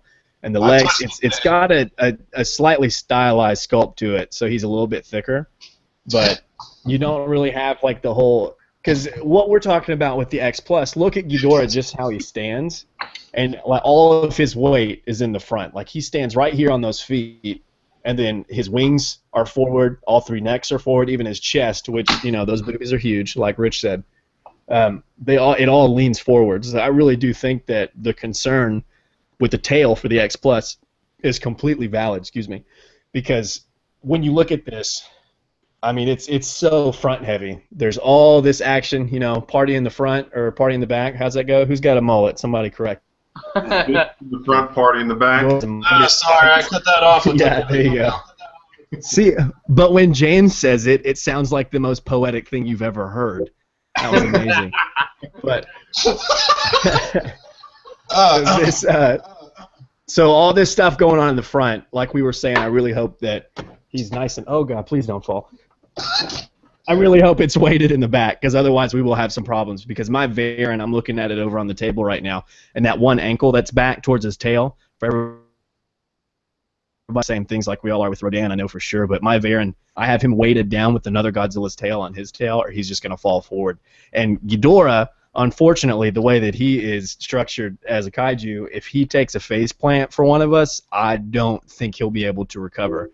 Because I know quite a few people who have the resin kit, the X Plus America resin, not kit, but statue of Ghidorah. And I know a couple of people have had them take a tumble, and I don't think they come back. So I'm really hoping that we don't have any leaning issues. No. But yeah, I think I said enough. So, hey, there we go. I'm really excited for it. I will have the pre-order. I may or may not have told my girlfriend immediately when I saw it, I want this for Christmas. So I hope it hits in December, or if it comes out before, I'm not waiting to open it on Christmas. I will open Santa it. knows. Santa knows everything. Everything. Well, Sam, that means it's your turn, because Rich is off doing something in the corner we can't talk about. So I think that's fine. I mean, by all means, I'll try to make as much noise as possible so we can't hear that. Hell yeah, dude. This has been something that we've all been waiting for a long damn time, and now that it's coming, I'm coming. So, I mean, I don't have words for it, man. I mean, just like you guys are saying, I'm a little worried about the whole balance issue with the thing, and I'm worried where the fuck I'm gonna put it. I mean, my shelves, I do not have them spaced out enough. Let's see if I can tilt this up. I mean, you can see my damn set right there. I got the X Plus Destroy All Monsters right there in a big line, and even with how much space I put in between those two shelves, I still don't think that. I don't know if I'm going to be able to get Ghidorah to fit on that shelf, which I'm worried about. But I have to display him with the other damn monsters. So, and backtracking some more here, I also, like David, would love to see the Keylok Queen as a Rick Boy feature. That would be badass. No goddamn light-up features. I'm sick of that shit. I don't want to see it anymore. That needs to go bury itself in fucking... I don't know. I don't want to see that. I want to see a new little awesome piece that comes with it. No light-up shit. All right? All right. So that's me. All right. So is there anybody here not getting it? Silence. I guess not. Exactly. Okay. That means everybody's getting it. Can we put all of our collective minds together and cross our fingers and say little prayers that we get a 30-centimeter King Ghidorah next year? I guess. Yeah, that Cody. that would be so big. Yeah. Expensive. That. Yeah, but look at the gigantic burning Godzilla. I mean, Why do you think they didn't make a 30-centimeter Biollante? Because it's too fucking big. no such thing. There's no such thing. It's not going to happen, dude. It's not. I mean, actually, I've seen the Biollante in person at Rich's house. That thing's big enough to fit and scale with a 30-centimeter Godzilla to begin with. I mean, it's just like the 25-centimeter adult Mothra. It fits in perfect scale with either the 25-64 Godzilla or the 30-64 Godzilla. I mean, here's something you got to think about in regards to what Cody saying 30-centimeter King Ghidorah. They brought us the gigantic series.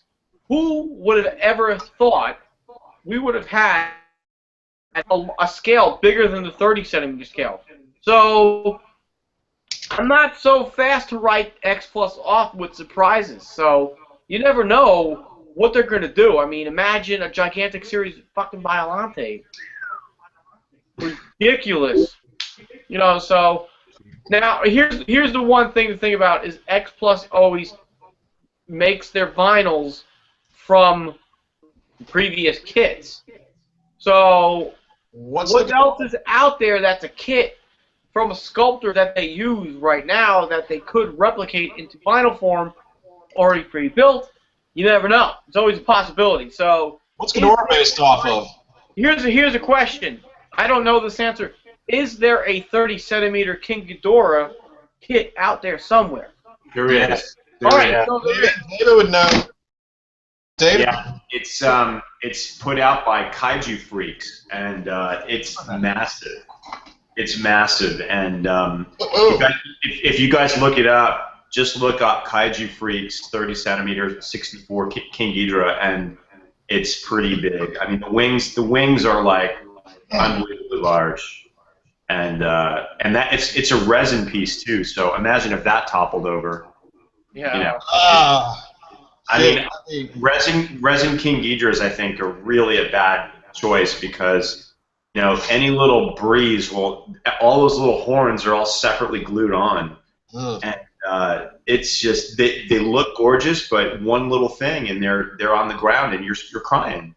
Yeah. David, were you mentioning earlier something about the connection of the wings to the back of the the Yes, monster? sir, it was. I think, I mean, I haven't been paying that much attention. I mean, shit, I need to go back and watch the movies again. But I do for a fact remember that the 64 suit, it had, like, a very, very tiny spot where the wings hit the back. So I think that they did a good job. I like what they did, what I'm seeing on the figure. They did a good job not making that little itty-bitty, like, 1-inch connection on the back of the monster. They decided to go with, like, the big, girthy, whatever you call it, I mean, wing connection spot. So that's something. I'm pretty happy about that. Hopefully it... suit has that. Like, they improved it over the years because... The 72 one does. I remember that because, you know me, I'm a fucking 72 fanatic. Yeah. So, yeah. All right. Anyway, yeah, that's me again. Cool. There's next. All right. So we were talking about King Ghidorah. I don't really have anything to add. Huh?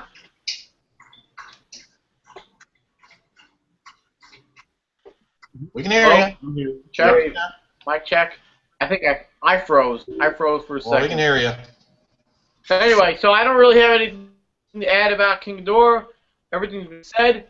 Just bring it. And that's all I'm going to say about that. Boom. 28-centimeter Yuji Kai. Bam! So, here's my... I'm just going to throw this out real quick. Just real short, and then I'll let everybody else go. I think we're going to see a separate line of Yuji Sakai figures coming out. I highly doubt that they wrote a contract or something for one Yuji Sakai figure. I'm willing to bet they put, okay, let's do 6 with Yuji Sakai. and that we probably going to see Yuji Sakai sculpts in X Plus vinyl format coming out over the next year or so. That's what I'm guessing. I think that'd be kick-ass. You know, I just can't see him signing on. I mean, Yuji Sakai knows he's Yuji Sakai, and he knows his shit is the shit. Damn, So, I mean, come on, really. Like, you look at his appearance sets, the small ones. You look at the large kits that he's done. He has phenomenal work. So, I'm willing to bet we're going to see more from Yuji Sakai. So, if you guys don't know, for those out there that are watching for the first time, Yuji Sakai, he signed on with X Plus to release a. It's in the 30 centimeter scale. It is the 30 centimeter, not so 30 centimeter, 28 centimeter X Plus Godzilla 89, coming out in about a week and a half, 2 weeks or so, give or take. The Rick Boy is gonna have light up fins. Big surprise.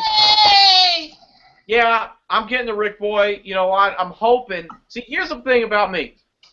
I hope that every time they release a light up figure, I hope it's almost as badass as the 64. As I'm staring at him right now. God, he's so badass. But, you know, I'm like, damn, like, I want him, like, I want a figure equal to, or almost equal to, as badass as the 64 is. So, Paul, who's not here tonight, you know, he made a good note that in Godzilla vs. Violante that the dorsal plates lit up more white than blue. So we get white dorsal plates. Okay, it's pretty good. I'll be happy. You know, it's just something about blue dorsal plates that really tickle my fancy. So, and this is a 64 work for me. That's coming out about 2.5 weeks, about 2 weeks or so. And what's up? So I hate to be a dick and backtrack, but let's do this one last time. Now that Mr. Fiend of Tokyo Toyness is here, yes, thank you. I'm sorry. He needs to talk about Ghidorah. Sorry. It's just, somebody get me a noose. No, that's good, man. I don't know what was said about it. I'm just excited that it's coming out. Got to talk to Matsubara a little bit about it. It was so yeah. I'm really excited with some of the stuff that I've heard about it. Yeah, I guess we'll just see what it looks like when it gets here. My expectations are high, and they're really never let down whenever an X Plus figure comes out. So we'll just see what it looks like when it comes out. What would you look forward to most in having as a Rick Boy exclusive for this thing?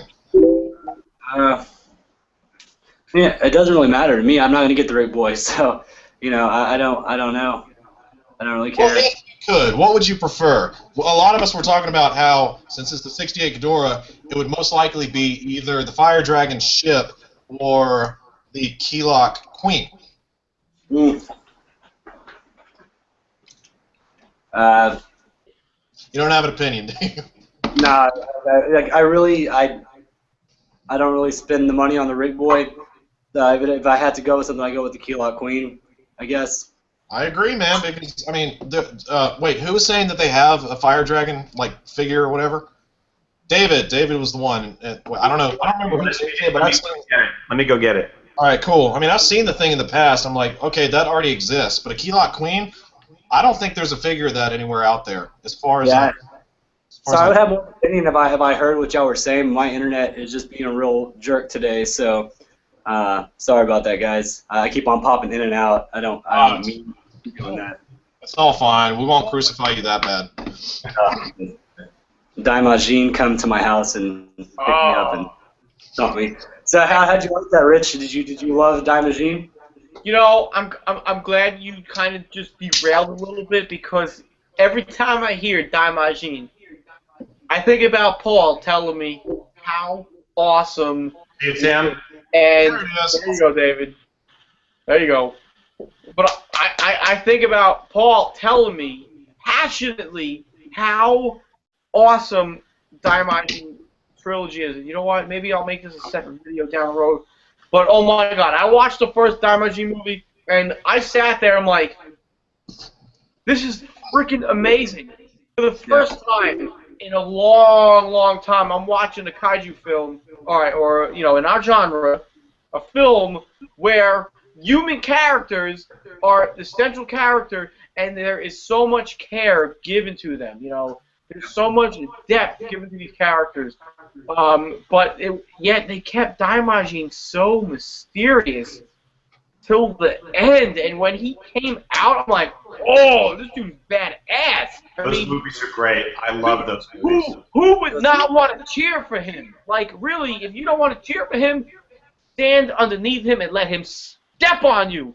Because, I mean, they hammered a nail into his head. He was going to get pissed. Oh, my God. Guys, if anybody here has... Sam, dude, you need to pick it up. Dude, you need to pick up the trilogy. I'm telling you, I know you haven't seen it. If anybody else hasn't seen it, trust me. But I'm not really one to jump on a bandwagon, but Paul, he totally, oh, God, everything he said was so passionate. And I say passionate very heavily because there was so much care given into the first film, definitely the third film. The second film, it seemed like they tried to replicate off the success of the first one. It just felt like... I agree. I love the second one. I don't get me wrong. I enjoyed the second one. It just felt like the story. It felt so much like the first one in some similar matters. Just a little. I don't know if I'm coming off the wrong way, but No. Daimajin is my favorite. Kyle got a free one from X Plus because he got to go tour that place. Dude, it was David. Don't take me the wrong way. I loved all three movies. It's just, thank you, Brandon. God, Paul, I know you're out there. You know, hopefully you're watching this at some point in time. But thank you so much for expressing your passionate judgment on the Daimajin films. Holy moly! I'm so glad I watched them. And it's got Akira Fukuba's themes in them. So that's what I was going to say. Derailed. The music is fantastic. Uh-oh, Brandon's gone. Damn it, Brandon. Son of a bitch! Alright. Anyway, so I'm telling you right now, that's going to be one of my next vinyl figures from X Plus is going to be a Daimajin figure. Bam! And that's what's up. And that's going to take the cake. Oh, now he's back. He's back. Let's see that figure. Can you hear me? Yeah, we can hear you. Does anybody have the X Plus one besides me? Kyle. Damn it, he's gone again. I'm going to get one soon. They're beautiful and they're really, really nice. And Is the X? I'm sorry. They're just hard to find. You don't see them very often. The X Plus, I don't know if it's the Rick Boy, if it's a standard version, but doesn't the face, like, turn on it or something? It comes with a mask because the Daimajin starts off as a statue and then it transforms from a statue into the face. So I think it has both. And, it's just a great movie. And it's almost like historical fiction because it's like Japan, like feudal Japan, you know? It's brilliant. It's really well done, and I highly recommend it for you guys who've not seen it. You can pick them up for pretty cheap too. The trilogy, you can find the DVDs for probably like under $20 for all three for the set. Shit. That's not bad. Yeah. I should look that up then. All right, Yeah. I'll be right back, fellas. I've been having stomach issues all day. So, Dude, nobody's got time for that. So when we had that earthquake the other day here in Japan, my Daimajin took a spill off the shelf, and his shoulder plate popped off. Oh no! Yeah. Oh well. That's an easy cool. fix. Yeah. Yeah, I love this kit. I love the story because it's so real. Like they're telling the people, you know, like the people are like, your God, we're stronger than your God, your mountain God, blah blah blah, and then he just comes through and destroys everyone. And I just love that whole aspect of the movie, and like how he just has no mercy for anybody who went against his people, kind of thing. It was pretty cool. But what's great about it too, Brandon, is it's not gratuitous. Like you wait to see Daimajin come. Like a lot of suffering happens, man, and those poor people. It's like I kept saying, "When's he coming? When's he coming?" It's like that anticipation, and then like you said, when he shows up, there's no turning back, man. There's no. The third one, when the kid sacrifices himself to Daimajin, when he just ruined the movie for people. Sorry. Whenever he jumps off the mountain and Daimajin comes up, that was my favorite part of any of the movies. Like that kid was the coolest kid ever. Yeah. three were good, but I love the one where the girl to get burned alive, and then Damajin just shows up in that village, and those people, they try to fight him, and he just destroys it, man. I mean, it's just. Sorry, spoilers, everybody. Wait. Yeah. You've not seen him, Cody? You're not gonna remember. No.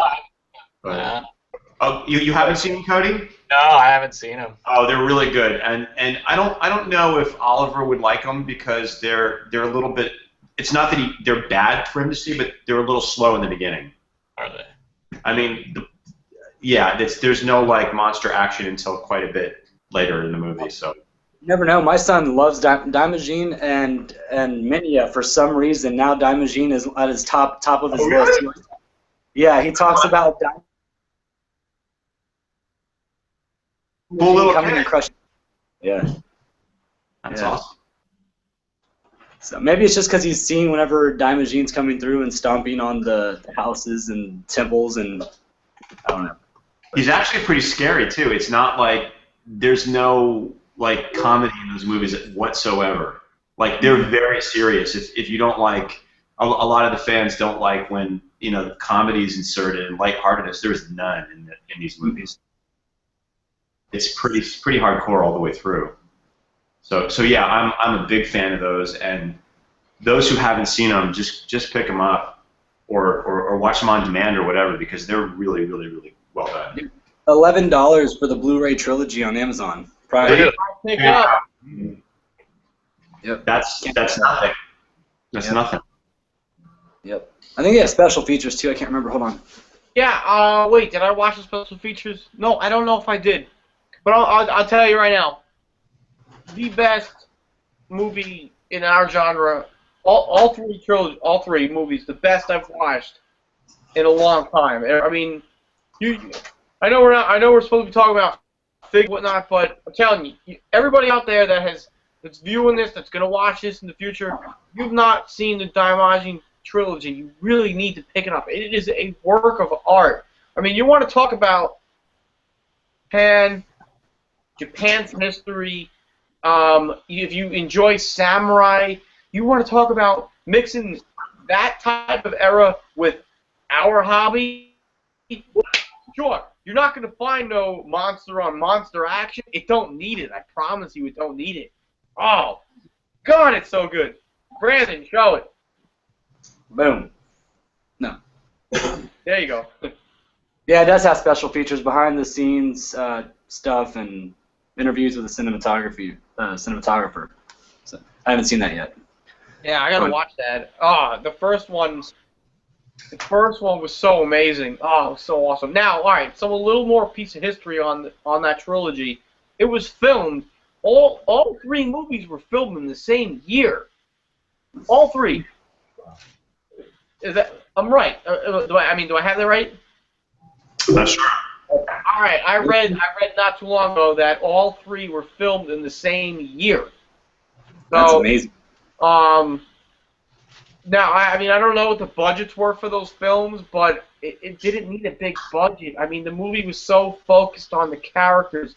Now, I'm going to point out the first one and the third one. The first one was focused on the clan's son and sister who fled up to the Daimajin's mountain, where they lived there for probably, I think it was 10 to 15 years or whatever. So you were focused on the human characters. So that brought so much story, to the film. It kept you interested. It kept me interested amazingly. Yeah. Third film was awesome because it was very similar to the first and second film, but it was about the characters were kids.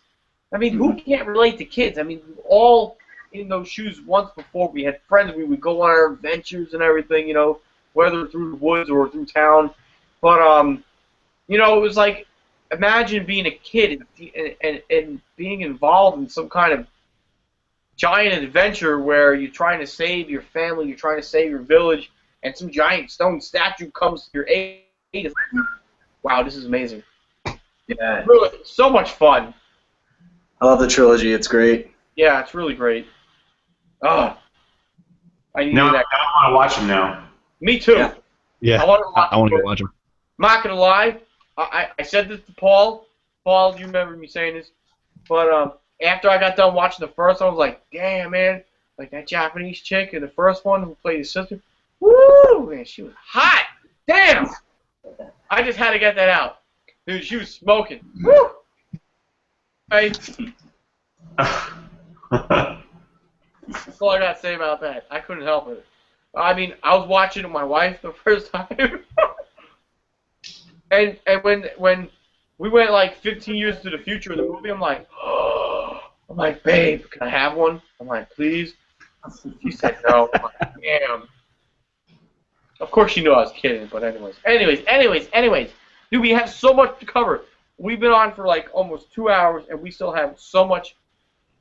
No, yeah, 2 hours. We still got the Yuji Sakai we got to talk about. Oh, yeah.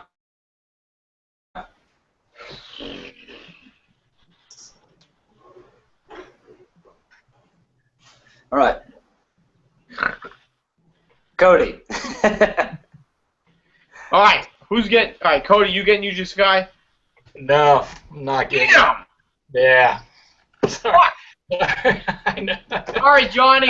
Johnny, if you're out there watching, I hope your daughter's not on your lap right now. Give me the soap, man. Give me the soap. Try not to curse my stuff. I'm sorry. Oh, sorry. Nature called and I answered. Yeah. David, are you? All right. David, you. Cody's getting it. He's getting it. Wait, No. you are? The Yuji Sakai? Yeah. Yeah. No, I passed on it. A couple of things. Honestly, in between the 25 and 30 is where I'm at. I love the 30 centimeters. The little short, not a big Hisi guy, and the biggest reason I got to save money for King Ghidorah. I got to pace myself with all these new figures coming out. I got a couple coming from John.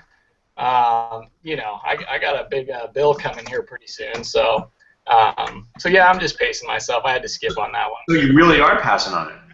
Yeah, ultimately.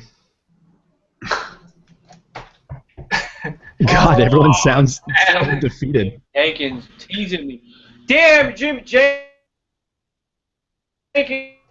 Damn you, Jim Jenkins. He just sent me 2 pictures of the X Plus Rick Boy Daimajin figure with the chains. Oh, Jim. Oh, Jim. Uncle Jim. JJ. Jambalaya, Jimson, Timothy. My buddy JJ.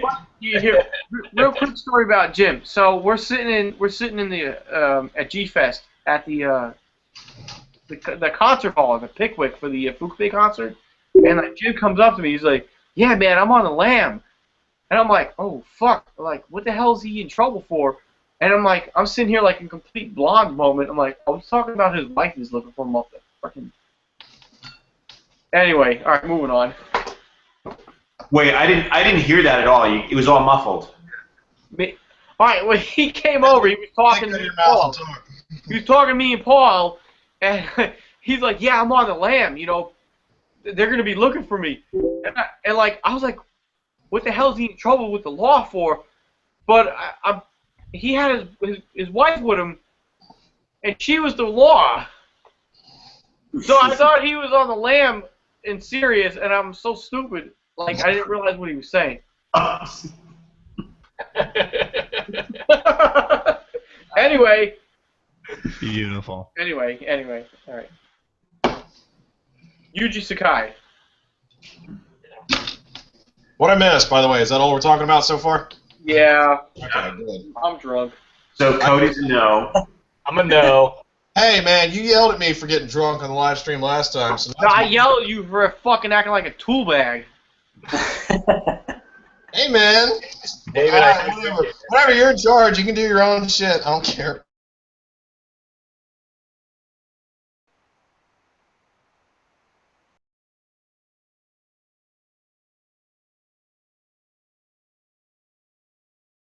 I froze. I think everybody just froze. Yeah, I just came back. Frozen moment there. All right, here we go. It's all good. All right, Cody, you said you're not getting Yuji Sakai. Yeah, I passed. You said you passed. You're staying focused on 30 centimeters. David, Well, isn't it a 30? Or not really. Well, it's 20. It clocks in at 28 centimeters, so it's like a little. The Godzilla. So it's like the Godzilla 84. Godzilla 84, the Godzilla 68's a short one too, from my understanding. If I Baragon standing Baragon, not the 30, but the 25. 25. Anyway, David, go ahead. Yuji Sakai. Yeah, I love Yuji Sakai sculpts, and it's a pretty tight sculpt, and I decided that I need two, and as some of you may or may not know, I'm on a downsizing kick, believe it or not. And so I actually sold my 30 centimeter 9 X Plus Godzilla to get this one. Your what? I sold my 30 centimeter X Plus 89 Godzilla to get this one. Well, I think you actually made a right choice, because the 30 centimeter to me of that, he looks a little off. I don't know what it is, but he doesn't look completely like the 89 Godzilla. Yeah, it's not completely suit accurate, if that's what you're saying, and yeah, it's one of those things where I didn't necessarily want to, and I figured this one is more desirable than the other one. What's up, Dale? Hey, Whoa! Yeah, Martinez! hold on, guys. What's up? I sold 30 centimeters to get the Yuji Sakai one, so yes. All right, Del, we're just talking about the Yuji Sakai 30 centimeter from X Plus is coming out in about a week and a half, 2 weeks or so. Are you getting it? Yeah, I ordered mine from Mike. Nice. Sorry. All right, so are you getting the Rick boy? Or are you getting the standard? Gotta get the Rick. Bam, that's what's up. Ooh. Hey, a lot of awkward quietness here. What happened with the transition? I don't see anything awkward going on, guys. I don't know. What are we What the hell is talking that? about here? I don't get it. I don't get it. What's going on? Holy What are you guys talking shit. about? Oh, my God. What? Hey, Jet Jaguar. It just got real weird. What is up with your head? Oh, dude, really? Well, I kind of made this, and I was like, I'm going to bring it to G-Fest. But then after I put it on, it's like, it's made for children. It's one of those Iron Man helmets. So I'm having trouble breathing and hearing and talking right now. So I figured that wasn't the right idea. But, you know, it's not like, you know, 4 beers and then putting on a Jet Jaguar helmet. It's like not the best thing in the world. But, you know, I mean, it kind of works, you know? I've always dreamt about having a Jet Jaguar costume. I mean, I've always wanted one. You know, I was actually making one out of duct tape, and it turned out as badly as you would imagine. I put on duct tape. one of those. I put on one of those just to get real freaky for a second. I put on one of those what do you call those suits? Like the Blue Man suit, but it was silver, and I was like, yeah, I'll just use duct tape and spray paint for all the details. So I duct taped like the red and the yellow, and then I couldn't get out of the fucking suit, and I had like duct taped myself. I had duct taped myself inside of Jaguar, which is a place I never wanted to be. I'm not one of those people that. I need to see that. It was. I think I took a couple of pictures, but this helmet is all that remains, and it kind of. Here, I'll back up a little bit because I kind of look like Jet Jaguar the Pope. I was gonna say, man, your hat looks like the Pope, man. Yeah, I'm J the Pope, so we'll start our own religion. Fresh vinyl, and JJ will be the Pope. So, oh my God, that's awesome! But it's also the stupidest thing I've ever seen. You gotta bring it. You're welcome. All right. Move on. Next year. James, are you getting the Yuji Sakai? Yep, I'm all in. I got it pre-ordered at Ami. So I'm going with the standard again. So I'm really excited for it. It'll be my first 89, and then also have one pre-order of John, and I'm all in for it and stuff like that. So I'm excited to get it. Very well. Good. John, which one? It's gonna be a beautiful piece. John from Kaiju Addict, what are you getting? Hell yes. Yuji Sakai and X Plus together, yes, I'm getting it. I'm getting the standard, though. I don't need the light-up fins. I'm not happy about it being short, but whatever. I got 3 shorties already. Yeah. I don't know, the pose, the Osaka landing pose, it's a little, like, weird, like he's tiptoeing or something, but I'll get used to it. Definitely getting it. Yeah. Well, you know, I don't understand why some of you guys are getting so trippy about the scale, because if you line up all of your 30 centimeters together, they're all over the board. So this one is going to be another one in the series because the 54 is huge. Yeah. This Yeah. is 54. I think they're all like they're pretty close. No. They're all over the place. I mean, the 84 is tiny. Well, no. The 84, 64, 2004 don't count because they're short.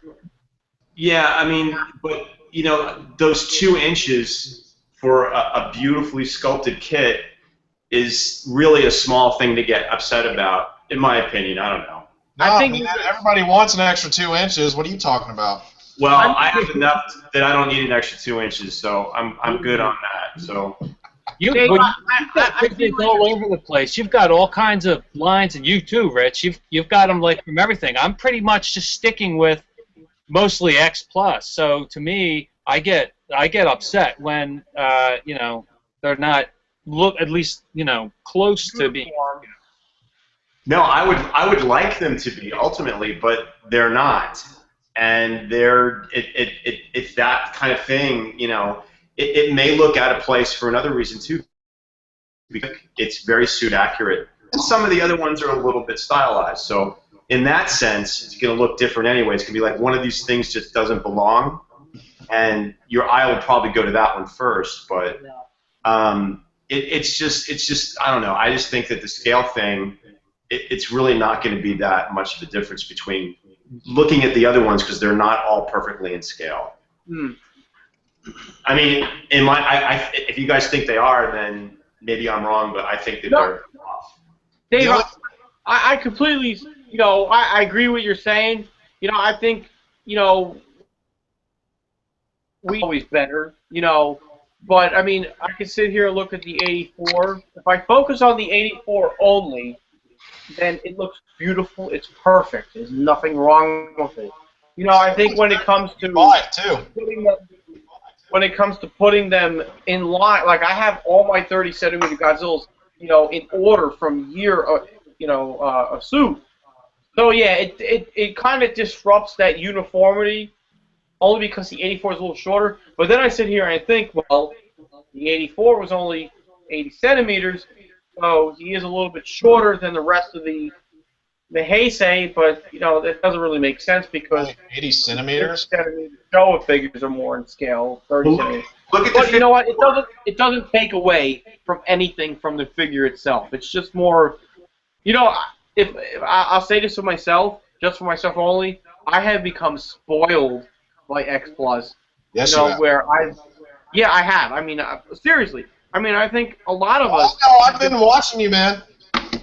No, I'm saying, but I mean, as many as there are X Plus collectors now, you know, we've been spoiled to where we expect certain standards.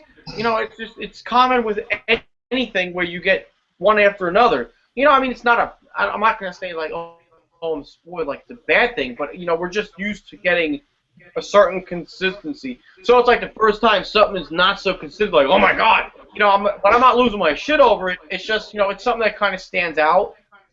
I'm not losing nothing from it, though. You know, I mean, the 84 shorts, the 2004 short, he's got googly eyes, whatever. The 54 is way too big in comparison to the other suits. Yeah, exactly. It's too big. It's gigantic. Because he's the king, man. Yeah, I mean, and you know, it's not right, so it doesn't really matter because it doesn't. It's not all right. If this was the only one that was out of place, then I'd be tripping. Yeah. I'm tripping, motherfucker. No, I mean, Yeah, it's like the large series, the large monster series, the 25 centimeter Baragon is huge compared to some of the other 25 centimeters. big. That's a real big one. Wait, Totally which one? out of proportion. That's why I'm so stoked that I have the crawling one, which is in proportion to the others. Yeah, this I guy, love both of them, right dude. here. The only thing He's that I'm very really, big. he's too big. The only thing that I'm really looking forward to is getting all the 25 centimeter destroy all monsters in the right scale. Yeah. That's what I'm looking forward to, because the Mothra's too small. I had to Yep. find another Mothra to go in there to sort of stand in for that. Didn't But Didn't what's you buy that? the Mothra larva? You bought two of them.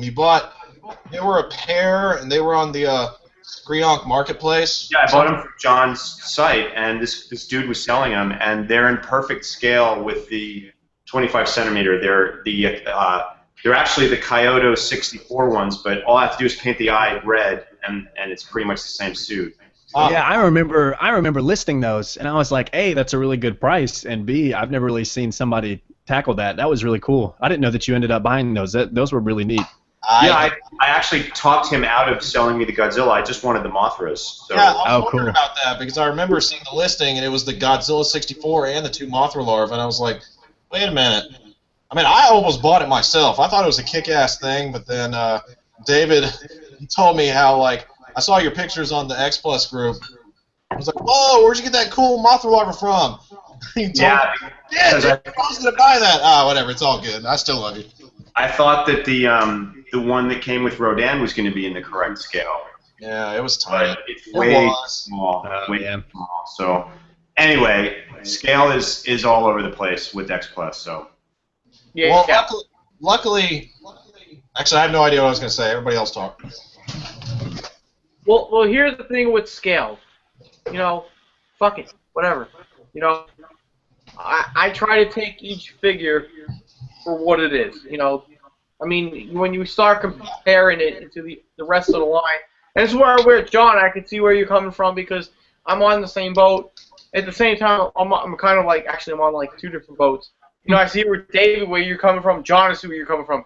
You know, I would love to see all the figures in 30 centimeter scale at the same scale, not no 28 centimeter bullshit.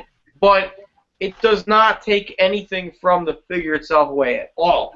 You know, bigger is better, but I mean, what? I mean, yeah, I see where you're coming from because the appeal for me for X Plus is they are museum pieces, and I think that's what I usually end up saying in my collector's updates on Screonk.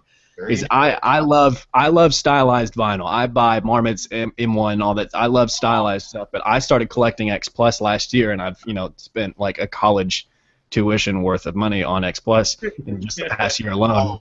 You would but not. it's because these things, one day I will have an office and I will have a step system of shelves lining an entire wall, and the X Plus will be set up with the movie poster of each subsequent one from those movies, and it's going to be like a museum display.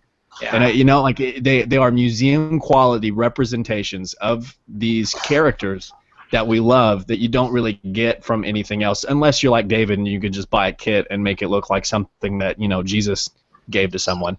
But it's not all of us are not that talented, so I have to rely on X Plus when I want a museum quality production of something. Like I have the 75, the 25 centimeter that's sitting in the 25 centimeter scale I got from David, and he had redone, because you guys remember when that one came out, the lip. He had like a lisp lip, I had the same surgery done for mine too. I didn't even have it. And David fixed it up. And the big thing for that one too is the fins that you gave him the traditional silver paint too on yours, David, instead of what it came out with, because the bone spines on that one just didn't look right at all. So yeah, moral of that story, I got sidetracked. David's stupid talented and X Plus is museum quality. Done. David, what all did you do to that figure? I mean, I know for a fact I think you did more to yours than you did to either mine. For mine, you fixed the lip. Thank you. God bless you. And you fixed the fins. But there was something that you did on yours that was different than mine. The one that John has, that John bought the one that I had for me, right, John? Is that true? Yeah, and here before you talk, I'll show it to everybody real fast. I'll keep talking so you can see it. The spines are the color they should be. They're suit accurate. They've got a really nice silver tint to them instead of the bone white that came standard from X Plus, which looks cool for realism's sake. But if you want something that's true to the suit, like David and I both did, and it's got that really, really great screen accurate silver sheen to it. Go ahead. What I also did in addition, and I think I asked you if you wanted me to do it, and you said no, Sam, is I took the cheeks. The gap in the cheeks was a little bit too pronounced for me. You know where the mouth closes towards like the back. Yeah, and it creates that the dimple. Yeah, so I made that dimple less obvious on that I sold to John. So here we go. I never noticed it being like that in the movie. Well, I think the reason I did keep it like that is because I watched the movie like almost play by play before the figure. I mean, I love that figure. It looks. David saved it. I mean, X Plus. I'm sorry, you guys, you fucked up on that one.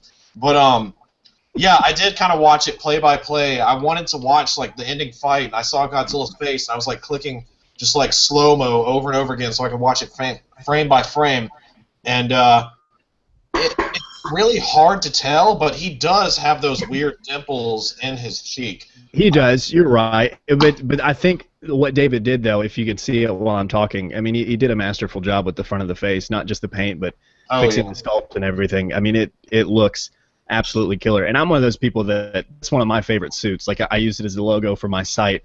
Always have. I put it on the T-shirts. I mean, I love this suit. And so this was when I saw that David did this to this particular figure. I was like, I mean, I gotta have that. So. Well, thank you, sir. Never mind. Bam, boom. There it is. Yeah, I just couldn't stand that hair lip that he had. I had to get rid of that. You know. Those whatever those dimples like I was talking about. Yeah. I mean, they don't bother me that much. They are there, and it's kind of weird. I mean, John, you got yours fixed, right? You don't have those dimples in yours, do you? No, David reworked the face for me. Yeah, I got the face reworked on mine. For a while, I was going back and forth with David. I was asking him, hey, man, could you fix the eyes? There's something about the eyes that's just a little bit off, but David convinced me not to let him fuck up the eyes because they're just too perfect the way they are. You look really, really close at the eyeballs, and you can actually see little tiny veins. You can see the veins in the eyes, and I thank you, David, for convincing me to. You're welcome. To not let you fix it the way I wanted, because it wouldn't be fixing it, it'd be fucking it. Oh God, I hope there's no imperfections in King Ghidorah's heads. Now there's 3 of them instead of 1. You know, funny you mention that. I think the only thing that I have to question based off of looking at the pictures is how the hair on the neck's going to look. But that's a good point. I haven't thought about that. Based off of how well they did King Caesar. Oh my God! I mean, he's as hairy as I am. You know, I think they're gonna get the neck hair on King Ghidorah down pretty well. So, I mean, from the pictures, it looks good. It looked okay. Here, I've got him. I had King Caesar on my favorites shelf right behind me. I'll put him up real fast. For those of you who don't have him, the hair, like Rich was saying on this guy, is extremely well done. If you can I love the dreadlocks that he has. Sorry. No, it's okay. If everybody can see that, I'll keep talking so you can see it. But it's quality work. See, my King Caesar was jacked up. The jaw was completely off. It was askew, and I had to remove it and put it back on and shave some of the vinyl and then rebuild it. It was not a good scene. I was not happy when I got that. No, well, I mean. Oh, you got the Rick. Oh, he's got the Rick one, James. That's awesome. Yep. I got the Rick Boy one too, man. Yeah, that's sweet. Have you seen the statue? I've seen the statue. I want the statue. Dude, the statue is so beautiful. It's kind of small-ish. I mean, it's one of the biggest Rick Boys that has ever come with any of the figures, aside from the Mothra larva that comes with the Rodan and the Godzilla 1904. I mean, it's great. I mean, yeah. I'm still trying to figure out some way to incorporate it into a video. I mean, I might do something funny, I might do something serious, but either way. You could just have apes chasing you, Sam, with somebody you could be hiding it. You and your girlfriend can walk around with the statue, and you can have like these green apes chasing you all over North Carolina. Is that where you are? Me? Yeah. Georgia, baby. Oh, Georgia. Sorry. Right. Yeah, I'm a Georgia boy, man. He's in Georgia. He's south of me there. He's south of me there. I'm in Nashville. He in Georgia. He's a Pete. Yeah, you're a Pete. Man, that's not exact. Okay, if you come to Georgia, we do not talk Southern Belle. We are straight up. We're like, hey man, what you doing now? I know, man. I live in the downtown. I live in the country music capital of the world, and all right, we're getting so off topic. It's not even funny. I'm terrified to come to the South. I'm afraid I'll be in trouble if my. Okay, well, you should be terrified to be in the South because the South is a terrifying place. Oh, it's awesome. I mean, hey, I live in Boston. I get made fun of my accent up here. Boston. What the frig? Dude, I remember the first time me and you ever talked. Like I heard you talk. I was like, whoa, what the fuck? This is a Bostonian motherfucker up in here, or a New Yorker. I thought you were from New York. I was like, dude, this guy has the New York accent, man. David could attest to this. Boston people say, hey, we're going to go park the car in the garage. I'm going to say, I'm going to go park the car in the yard. Simple. Yep. Simple. Get out of here with that. Anyway. That's New Jersey. And thank you. Oh, that's brilliant. I'm half Jersey, so I'm half Guido. So, New Jersey. Whoa. See, I told you. Look, Sam's from the South. Racism. I told you. Yeah, dude. Yo, Sam. Half Guido? Like, what are you trying to say? Explain to us and the other viewers out there what half Guido is, please, because I'm dying to know. Oh, you're dying to know? Okay, all right. Samson, you're so not Guido, man. Right. No. I mean, my father was born in Jersey, so I mean. Oh my God! I'm gonna kick you off this fucking live stream right now. Stop! Just don't go any further. I mean, I want you to go take your pillow, douse it in alcohol, rubbing alcohol, and put it over your face, and don't move until you can't move anymore. We all believe you when you say things about your accent. Like, I believe you've told someone that in sincerity before. That's why I luckily have my luscious, melodious voice. It's because I'm half Jersey and half Georgia. I don't have a redneck accent. What? Dude, we're derailed. Dude, we're derailed like the train from Godzilla 2014. No, you were nothing like half Jersey right here. No, nothing. There's no. Right. I'm saying that because my father was born and raised in Jersey. You don't sound nothing like Jersey, dude. No, and I don't sound anything like I'm Georgian either, do I? I will. Yes, you do. You sound total Georgia. I will. If there is a smidgen of Jersey in there, I will fly down there and I will smack the shit out of you. Guys, I'm about to go put on my duct tape Jaguar suit and set this situation straight. Okay. Put it on. No. Put it on. Oh my God. You know the best part though is I used for the rings around his arms and his legs. I used those foam tubes. Go put it on, man. Yeah, you're welcome. Guys, we are so off course now. We were talking about the Yuji Sakai 89. Now we're talking about how you're gonna come down here and fuck me because I'm trying to pretend whoa, dude, whoa! I don't get that fresh. No. Oh, sorry, that was my Georgia coming out. I expected that. I know. So let me throw this. Originally, I'm from West Virginia, so I fight back my accent every day. There it is. I hear it.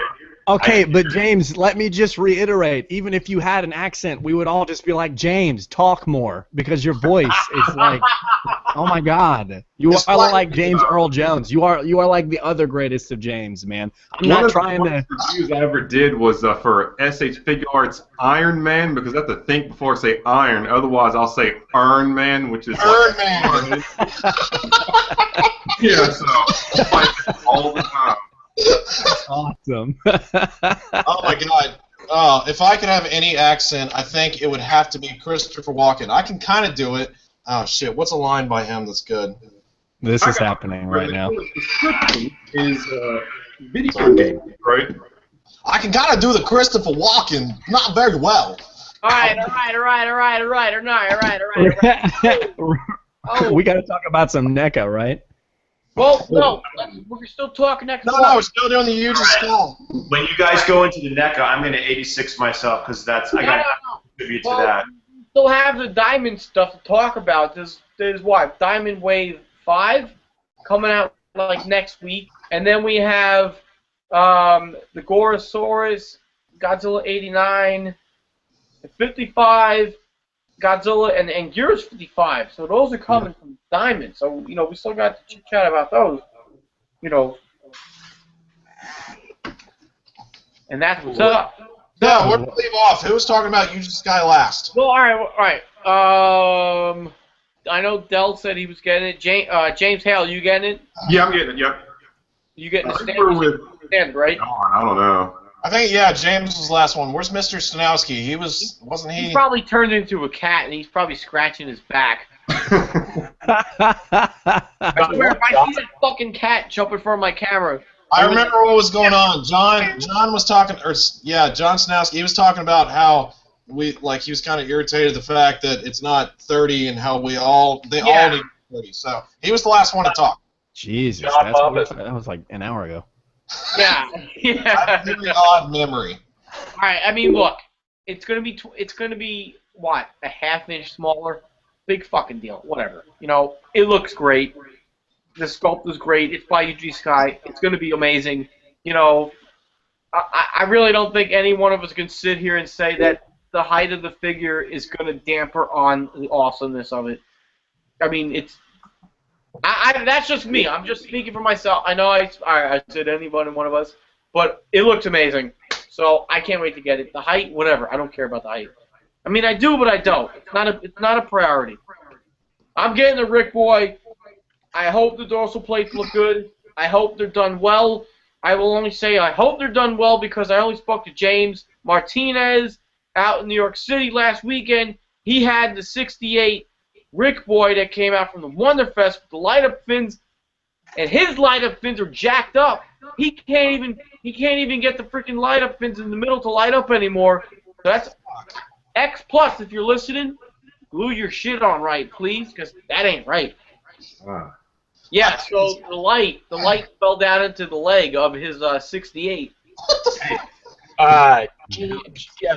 Gene Bates, right? Is that who you're talking about? No.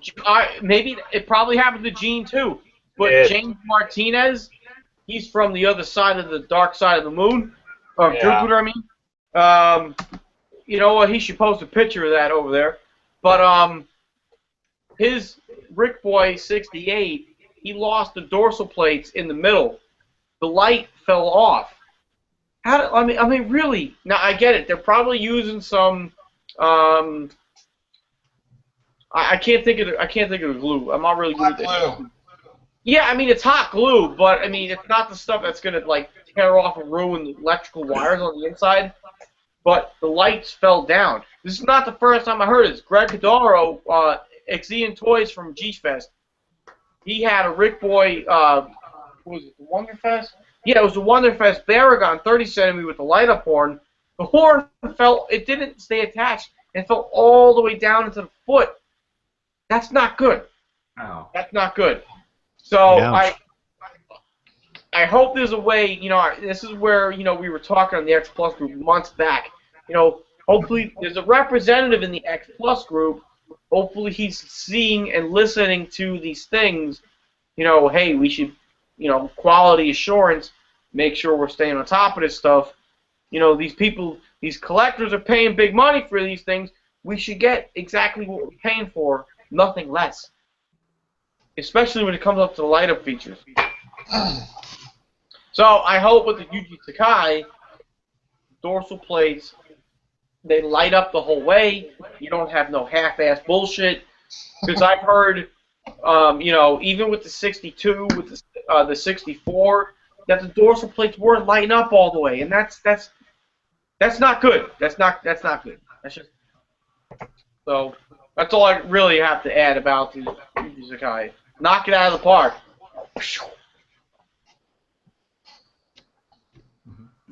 Who's next? Yep. I rambled. I'm sorry. It's All okay. right. You've been Whoa! What the What? cat? Damn. What just happened? Hang on, let's see what that was. I'll be right back. Is that Sam's house? Was Like, that Sam? Was that you? Tom, was that your house? Yeah, that was me. I'll be right back. Oh my God! Get rid of those cats. Get dogs like Spanky and. Good luck, John. No, Spanky's asleep, man. It's not Spanky. Dude, He's up. David, I can tell you right now, like, it's kind of trippy. Like, every time you pop up on my screen, it's like, fuck. We were sitting there watching The Ring, and I'm like, damn, man, that was a good time. Well, I mean, you know, everything hanging out, not just watching The Ring, but good time in Seattle. Bam. It was so great. I mean, I pretty much, except for James, really, and John Stanowski, I've hung out with everybody here. I'm so glad that I was able to do that. You know, Cody in Palm Springs, that was awesome. Is it Bell at G-Fest, that was awesome. James, hopefully G-Fest next year. Killer. Yeah. Chiller, man, Chiller. John, Dude, baby, what's up with Chiller? hopefully soon, John. And John Bumpus definitely was great hanging out with you and Brandy and Rich and your wife and Brandon. It was awesome. And Samson, you know, it was awesome. David, what's up with Chiller? Huh? Chiller, you coming out? I'm working on it. All right. I'm working on it. I'm just curious because it's coming Hey, up. so that loud ass goddamn noise you just heard. My mom likes to collect very, very old bottles. Oh no. Okay, and she stores them all in the kitchen, like on top of our cabinets, where all of our, you know, our pantry and all our stuff, where all our food is stored. Well, dumbass, one of our cats, that's not actually his name, but I'm gonna be renaming him now. He climbed to the very highest point and knocked over like 8 bottles, and they came crashing like 15 feet to the ground. So that's what that loud ass noise was. Are they all smashed? Yeah, we had one of them was a Mountain Dew bottle, the original Mountain Dew bottle that came out. Shit, I don't remember when it came out, but it was originated in Georgia, and the original slogan to Mountain Dew was "It'll tickle your innards." So this is a Mountain Dew bottle that's never been opened. So now there's like 50-year-old Mountain Dew all over our kitchen. And you are sitting here talking to us instead of helping your mom clean it up. Yeah, that's what I was saying. I'm like, yeah, your poor mom's over there cleaning up 50-year-old Mountain Dew. It's not my Mountain Dew. I'm not the one that brought that shit in this house. Shit. Well, okay. Question: is it your cat? Because if it's your cat, then get your ass in that kitchen. You turn into a cat sometimes. Family cat. We haven't seen the John Stanowski cat in a long time. No, there's no cats up here right now. All right. All right. Let's move on. Sorry, dudes. Oh wait, where's John? He's going to get the goddamn cats. Oh shit. All right. So moving on. Oh god, stay Marshmallow Man. Oh my god. Perfect. You know, I saw his big mask standing in the background on that shelf. It was like I saw his big ass fat thighs too. I was like, wait, does he have a Michelin Man figure? What the hell is that? it looks awesome. My butt's not that big. His face is like ha ha. Oh no, he's twerking now. Oh god. I'm sorry. Where'd we leave off while I was dealing All right, with? we're getting back on. We pretty much squashed all the Yuji Sakai stuff, so that's coming out in about 2 weeks. Diamond. I didn't talk. Damn it, Sam. You know you can't keep pulling that shit. Go ahead, take it away. It's cool. That's it. It's all you, dude, Sam. No, that's what I said. I said it's cool. It looks cool. Yeah. What the fuck half-ass statement is that? All right, you dick. All right, so even though I'm not buying the thing, I have to admit that, I mean, I'm looking at it right now on the X Plus site. This thing is the most far superior sculpt than the 25 or the 30 centimeter figures. I mean, it looks brilliant. It's beautiful. It's a shame that I can't buy it because I got to save for that Ghidorah. I mean, I'm really digging the sculpt. And going back to what everybody was talking about earlier about it kind of sucks that he's like halfway in between 25 and 30 centimeter scale. If I had the money, I would buy it because I really don't give a shit. Yeah. 30 centimeter sculpt, 25, 6 inch, 12 inch, or 9 inch, excuse me, Bandai's not really made any. Because the way I alphabetize my figures, or not alpha, whatever, the way I organize my toys is in chronological order. So they're like going everywhere. They're already going up and down, back and forth, in and out, giggity. So it doesn't really matter to me. I think that it looks amazing, and it totally reminds me of the scene in the movie, looking at him. It reminds me of the scene in the movie when he was walking all over those, I haven't seen Biollante in a while, so excuse me if I'm not saying this right. Like the electrical landmines, or whatever those were. Just looking at him, it reminds me of that scene. And he looks awesome. I mean, I really wish that I could get him, but Ghidorah is priority one. Yeah. So, I mean, shit. I don't know. He looks good. He looks really, really good. The face is a little bit more prominent. It just looks better than the 25. That's all I have. I just have the 25 centimeter X Plus G89. So that's all I can really compare him to. But I like it. It looks really cool. I can't wait to see all you guys' pictures. John, Rich, your review. Everybody, anybody that buys the thing and posts pictures online, I can't wait to see it, man. Can't wait to see how you guys idolize this fucking thing. You know, somebody That is definitely my 2.5 cents. Somebody was talking about a worry they had about it because it is going to be, you know, cast from the resin sculpture. They're worried that the teeth detail won't be as accurate. It'll be a little bit softer. I forget who was talking about that. Never even thought about that.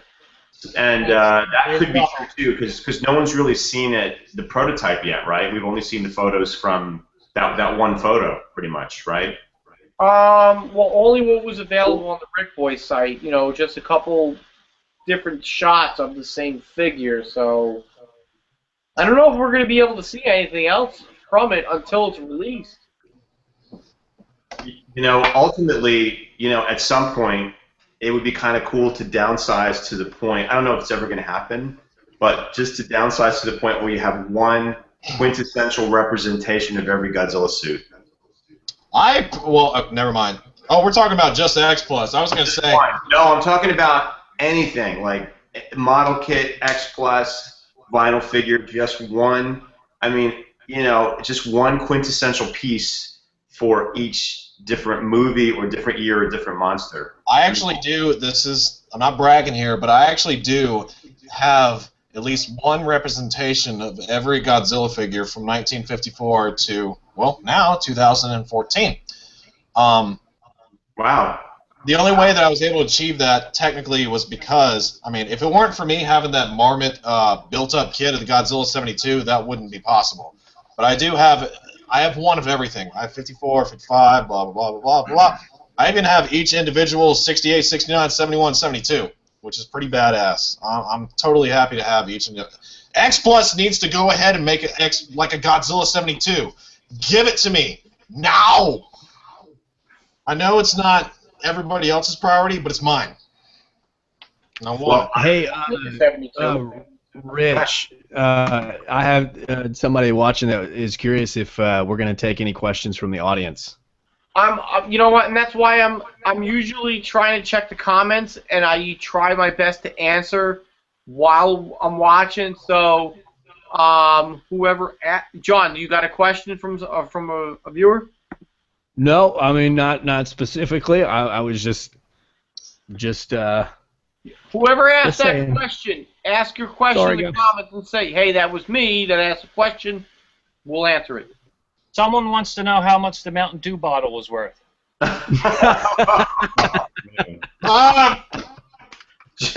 think that was you, John. Mom! I don't know when Mountain Dew was founded, so I mean I could look it up. Well, hell, you kids have the internet. Go look that shit up yourself. I don't have to do everything around here. I know Some of them still taste good. No, I mean, I have no idea. I mean, I'm guessing a Mountain Dew bottle, even if it is still sealed up, it probably doesn't cost any more than, I mean, the thing was probably, what, like a nickel back in the 40s when it came out or whatever? So it's probably worth about $5. I don't think Mountain Dew came out in the 40s, John. I think it came out in the 70s. I think I don't think they were swigging Mountain Dew during World War II. Yeah. Pal. I don't know, man. I'm not a history major here. I'm just fucking, I gotta get No, I think Mountain Dew came out in like 1976 or something like that, but just Well, it did. Maybe it did. yeah. It's still old as hell, don't get me wrong, you know.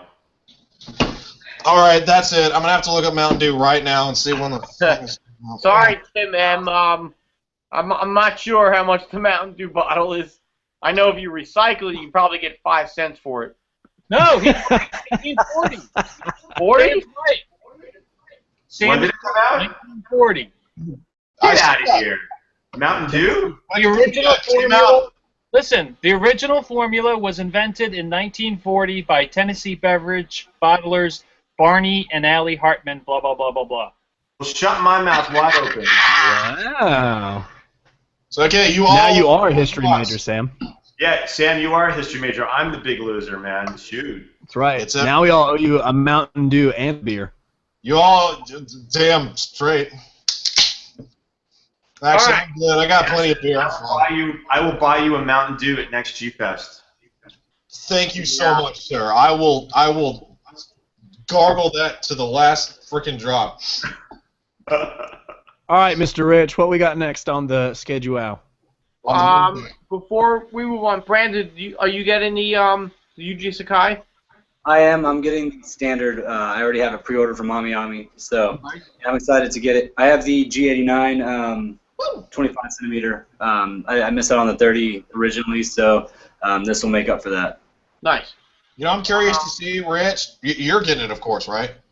Yeah, I mean, I'll try to keep it short, so we can move on. Well, what I was going to say was, what I'm curious to see is how that thing, since you, of course, I mean, for sure, I know that you have the Biolante. I'm curious to see how it sizes up with the X Plus 25 centimeter Biolante. I can tell you right now, I honestly don't think it's going to size up right. Even at 28 centimeters, it's still probably going to be too tall. Only because if you think back to the movie, Godzilla at his height at 80 meters in the movie, he only walked up into Biolante's mouth when she was, trying to gargle on him, whatever the hell she was doing. So I think he's going to be too tall. Even the 25 centimeters is a little too tall, isn't it?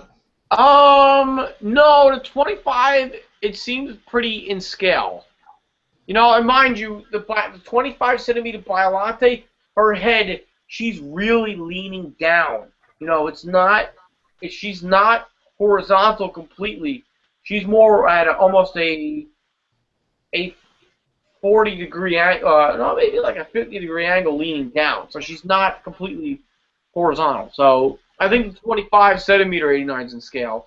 The new 30 centimeter / 28 is not. I mean, I should remember this stuff because I mean, the last time I was at your house, I couldn't stop rubbing myself all over it, even when you weren't home. So I should. Yeah, man. I mean, the fresh vinyl smell turned into like ball sweat smell. But anyway, Can you tell we've been drinking for 3 hours? No, I'm only on 2 scotches. I'm pretty good. I'm just Only 2. Okay, only 2 scotches. I'm only 5 tall boys in. I've only had water tonight, man. Dude, damn, step up to the big leagues. Stop drinking that cheap shit. Man, I didn't go buy any tequila. I'm sorry. I would be drinking tequila, but I didn't. Dude, scotch on the rocks. Good to go. That's normally Tequila with a lime, dude. Tequila with a lime. Nah, dude. Anyways, moving on. Yeah, man, shut up. You don't know what you're talking about. Right. All right, where were we? I was talking about the Godzilla 89. So, I think you're moving on to Diamond now, right? yeah, just 2 things I want to say about the 89. I'm getting both. I will say, I think the 30 centimeter 89, which was already previously released by X Plus, and being released again by Diamond at the end of the year, in my opinion, I think that is the superior. I say that very, very lightly. that is the 30 centimeter to have in the X Plus lineup, only because it came first.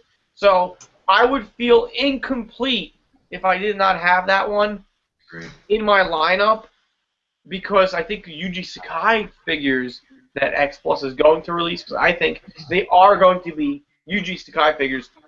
Those are more of a bonus. Those are more of a separate entity in the 30 centimeter scale. So I gotta have the original 30 centimeter 89. Even though I don't think it looks sued accurate completely, I gotta have it. You know. I like how its mouth opens and closes. That's cool. Yeah, and that's you know what? I'm happy you said that. I wonder if the mouth is gonna open and close on the Diamond reissue. I doubt it. You mean the Diamond reissue or the Diamond reissue is what he said. Oh, it should reopen. The Diamond. I mean, I wonder if they're going to replicate that like they did, you know, like the original Japanese issue of the '89. Huh. You know, so that's you know, hey, we'll find out, you know, towards the end of the year. We'll find out next time on X Plus. Bam. So so I'm getting both. I'm getting the Rick Boy Yuji Sakai 89, and I'm getting the Diamond. Actually, John, I got to pre-order that, so I didn't pre-order that, or the Gorosaurus yet. Wait, the Gorosaurus isn't available yet, is it? It's not open yet. Wait, I thought... Wait. Never mind. Hi, Oliver. What? Wait, John, did you not open the pre-orders for those on Flossie's? I did, but I was only able to do that because they revealed them at SDCC and Diamond. This is what started it. Someone emailed me and said, Anime Island has them up for pre-order. So I looked on the Diamond retailer site, and they were there. So what? then, Gorosaurus? What's that? What, the Gorosaurus? Yeah, G89 and Gorosaurus. So you have them up for sale already? Yeah. I didn't know that. Yeah. Yeah, it all started with Anime Island. Some did it first, then I did it, and then just to make sure it's okay, I called my Diamond rep and said, "This is kind of early. Someone else put it up. Is this cool?" And he said, "Yeah, it's fine. It's just that they're not soliciting it yet," which is their way of saying they're not really, they're not advertising it yet. They're not talking to anyone about it yet. I think it's going to show up in the next month's previews. So it'll be soon. But bottom line is, it is okay with them for me and Anime Island to be taking pre-orders early. We're going to have to wait longer for them. Yeah, I didn't know it was available yet. That Gorosaurus is pretty sweet. Yeah. Well, that's what I'm saying is there's tons of time if you wanted to order it, because like they technically pre-orders didn't start yet. You know, even though me and another store are taking them already, but I think that might be next month. Very cool. Time will run out maybe next month. Excellent. And for those watching, go to Flossie'sGifts.com. I really wish I had that like on like demand where I can hit it. Flossie's Gifts. I love doing that. But go to Flossie'sGifts.com. Purchase your Diamond reissues. Where did I put my? Oh man. Wait, what are you trying to say? You wish you had what? Nothing. The voiceover that I use on some of my videos when I'm talking about Flossie's Gifts. Flossie's Gifts. Well, if you'd like to go to Flossie'sGifts.com. That's right, Flossie's Gifts. No, if anybody's doing a voiceover, it needs to be James. I'll do one anytime. Please, someone. I'm gonna make a little video. Sanausi's gonna do the graphics, and I'm gonna get John. Even though I do voice work myself, I just said John. That's my name. That's the beer talking. I'm gonna get James, and I'm gonna be like, "Hey, James, I want you to just say the name of my website, and my female fan base is gonna go up like 100%." You gotta play smooth jazz in the background, man. Screog.com, baby. Come on down to Screog.com, baby. Oh yeah. Speaking of good voices, you know who's got a good voice? Is Brandon does. Yeah. Yeah, we did some karaoke in Tokyo with Kyle Yount and Matsubaya from X Plus. Brandon, what did you sing? I could see you singing some Sinatra for some reason. Who, me? David, I can totally see you singing Sinatra. No, I did a little. He sings Madonna. I do not. Shut up. Sit the fuck down. You know what? No. You know what I sang? I sang the Beatles, right? The Beatles. David said the Beatles. Sit down. I'll give him some Madonna later on. You'll see. What's that supposed to mean? No. Brandon, what did you sing? I think I sang the Beatles as well. No, Brandon sang the Beatles. I sang the Beatles. Kyle sang Bon Jovi. Oh, and Matsubata-san and myself, we sang Oasis, remember? Yeah. That's right. Nice. Oh my God! We all sang Ultra 7 theme. Oh, yes. Yeah. Oh. Which was awesome. They had that in Japan. In karaoke, we sang the Ultra 7 song. Oh, and have that here in America. Mosuraya. Oh, yeah. Oh, and we also sang the Mothra song. Yes, we did. You had that on karaoke? That's fantastic. Oh, you should have seen the video. The cinematography was awesome. Yeah. Great Japanese karaoke is so kick-ass. It's so different than here. You I know, we have have fucking private like room. Beatles, Journey, goddamn freaking Coldplay. I mean, And they keep bringing you stuff. Like, actually, Matsubaya-san bought us. He took us there. He treated us to it, which was awesome. Good times, man. Yeah. Really I can't wait to see him. I can't wait to see him next weekend. Cool. Yeah, tell him I said hello. Yeah, well, hopefully we'll go sing some karaoke or something after. And anyway, my whole point was Brandy's got a great voice. Well, thank you, sir. You have a beautiful voice yourself. Well, thank you very much. Thank you. oh, thank you very much. Yeah, I was doing my game show host voice too. But, All right, so we know, John, you're getting Diamond Wave 5, is it? The Journey, goddamn. Sorry. Yeah, Wave 5 is coming in Wednesday. All right, so Wednesday we have Godzilla 68, Godzilla 62, and Ghidorah. All 30cm scale coming via Diamond. So if you got yours pre-ordered with FlozziesGifts.com, you're going to get yours probably by next weekend, once everything's stocked and shipped and whatnot. So next weekend, early the following week. So those are coming very soon. So that's Wave 5. Wave 6 was Godzilla 55 and Ghidorah 55. So if you haven't got your orders in now, do it now because time's running out. I don't know if orders are closed or not. They closed. They closed? Yeah, some other stores may still be taking orders because they may have ordered a bunch of extras to sell that way. But as far as me, they're closed. All right. Now, here's what I'm going to say, John. I'm not gonna, I'm not brown nosing or nothing. But here's what's great. No. Seriously, here's what's great about ordering with Flozzie's Gift is that John Stanowski, he's running Kaiju Addicts. He's a member of the X Plus group. We all know who he is. We know he's reputable. We know, I mean, damn, if I went on his website, I didn't know him personally from what we're doing right now or from when I started collecting X Plus, I'm like, all right, this guy knows what he's doing. I trust doing business with him, so make sure you guys go check out Flozzie's Gifts. Go there to do all your pre-orders. When Wave 7 for the 89 and Gorosaurus, right? Yeah, that's Wave 7. So, you still got time to order those. Go with what you trust. Go with your gut. Sure, Things from Another World is great. Entertainment Earth, they take a freaking leap year or whatever to get you. Oh my God, they suck. But, a month and a half to get to me.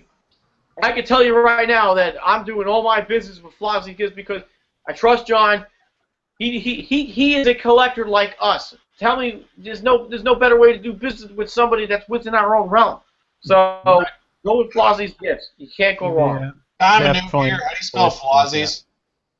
FLOSSIE apostrophe S. FlozziesGifts.com. I knew that. FlozziesGifts.com. God, I need to do another video. Dude, John, when I do my 68 review, stand by. I am going to use the shit out of that voiceover. I just sent it to you, Dan. I don't know if you want to play it. Yeah. So, for those that are new to X Plus collecting, if you're still with us after all this time, or watching the replay, Diamond is supposed to make an announcement at the New York City Comic Con in October. What that announcement's going to be, who knows?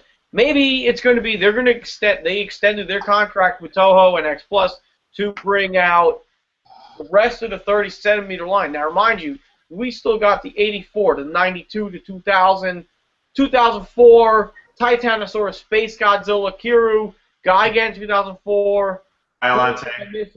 There's a bunch of 30-centimeter figures that they could still work out, in another 2 year or, at least a year and a half. So who knows what's going to happen. You know what I think would be great? I think that would be really great for the X Plus market is they start reissuing the 25-centimeter figures. I mean, as much as I don't want to... What? I was saying, yeah, those are the shit. That's what a lot of people go out and buy. Yeah. They're pretty consistent, too. The 25s are always in the same scale. They always... Well, I'm just being biased here. Excuse me. 25s always have a superior sculpt sometimes. And they're always in scale with each other. They're always awesome. So, booyah. Well, not always. They missed the mark on the 62, in my opinion. Yeah, 62 centimeters, yes. They dropped that ball big time. Oh, hell yeah. I'm really disappointed about that. I wish I had the 30-centimeter... I wish I had the 30-centimeter 62, but I don't, and I'm sad about that. See, well, you can. It's being re-released, man, right? You're not out of Not out of the woods. I can't think right now. You can still get it. You're still. I kind of want to wait until other people get it first because I've seen online lately how people are comparing the Diamond reissue of the 64 Godzilla with the original, and there are some problems with the Diamond reissue of the 64 where, like, the seams are very obvious, and what was the other stuff? I saw that recently. I can't remember who posted it. Was it somebody here or Jim Jenkins? Cody. Anyway, I saw a lot of pictures how the reissue of Godzilla 64 in the 30-centimeter scale is not up to par with the original Japanese version, and that kind of turns me off. So I like to kind of see what other people think of a figure first before I buy it. I don't know, man. I've got the Diamond reissue 64 because I missed out on the elusive original. I think they did an absolutely fantastic job with it. Okay. Yeah, I feel the same way. I got this one in from John just the other day. Thanks, John, and I think it looks good. I think it does look a tad lighter than the original 30, but outside it looks fun. That's what I've heard. I heard the paint job was just a little bit different. Does it still have like, James? Does he still have like the dirt smudges on the body, like the original does, or? Yeah, but I don't think I don't have the original, of course, but I don't think that these are as we'll say prominent or as noticeable as on the original what I can see, because in certain lights, I don't know if you can see it here because I'm spinning this all around. Certain lights, it isn't as apparent and stuff like that. But I love it. I mean, it's still a beautiful piece, and I want it. But the Diamond GMK release is pretty good. I mean, the paint job's a little bit lighter. Yeah. Wasn't there something wrong with the gums or something? No. Yeah, the paint job was a little bit sloppy on the gums, but I mean, I fixed it up and it looks great now. But well, we don't all have the talent that you do, David. Oh, stop! Go on, stop. No. I mean, I love the fact that Diamond reissued stuff, but I mean, I'm a little worried about the stuff that Diamond has done so far. Because, I mean, the only Diamond reissue of anything that I've gotten so far is the Gargantuas, and I love them to death. And as soon as I get my nice fat paycheck from my boss, I still need to send them to you, David, which I've been putting off for a long time, because the paint job on them is still a little wonky. I'll fix it. I mean, when you're looking at those, though, that was really early on in the Diamond game. That was the beginning, and they literally started posting in the groups, talking to some of us in the X Plus group, stuff like that, on the quality issues. A lot of people, I know we all remember, were freaking out about Varen and how he looked like he was basically orange, and everyone was freaking out about the paint scheme. But I mean, mine's sitting over there; it looks just like the original. They've improved a lot for sure. Diamond has upped their game. Sorry, I've gone through. When I started collecting X Plus, I was getting as many Japanese originals as I could, and in the meantime, I would buy the diamonds just in case I couldn't find it for the originals for the right price. So I've gone through the 54s, the Mecha Godzillas. I've gone through a lot of them where I've bought the diamond and then I found the original for a cheaper price or a decent price, and then I sold my diamonds. And so I did a lot of comparison shots, and nobody's bashing Diamond. Diamond is putting out great stuff. Like, it's top-notch, really good stuff. The differences are very minor. If you're holding the two figures side by side, say like the 54, for example, the eyes on the Diamond on mine weren't painted completely. So the front half of the Diamond eyes, like in the corners, were painted white and whatnot, but the backside, it was all the same color as the skin. So if you turned it to the side, it looked like they didn't paint his eyes. Where the original looks good. The gargantuans, obviously, the leaning Mecha Godzilla. It's subtle stuff. You know what I mean? I don't like to bash it, but there are some differences. You know what I mean? So. But he's totally right. But they are improving, because the Varan that I have, it actually looked better than the original that I did have. It wasn't an orange one. It was a pretty. I guess it was later on after they changed it, but the Varan I got from John, it was actually better than the first one that I had.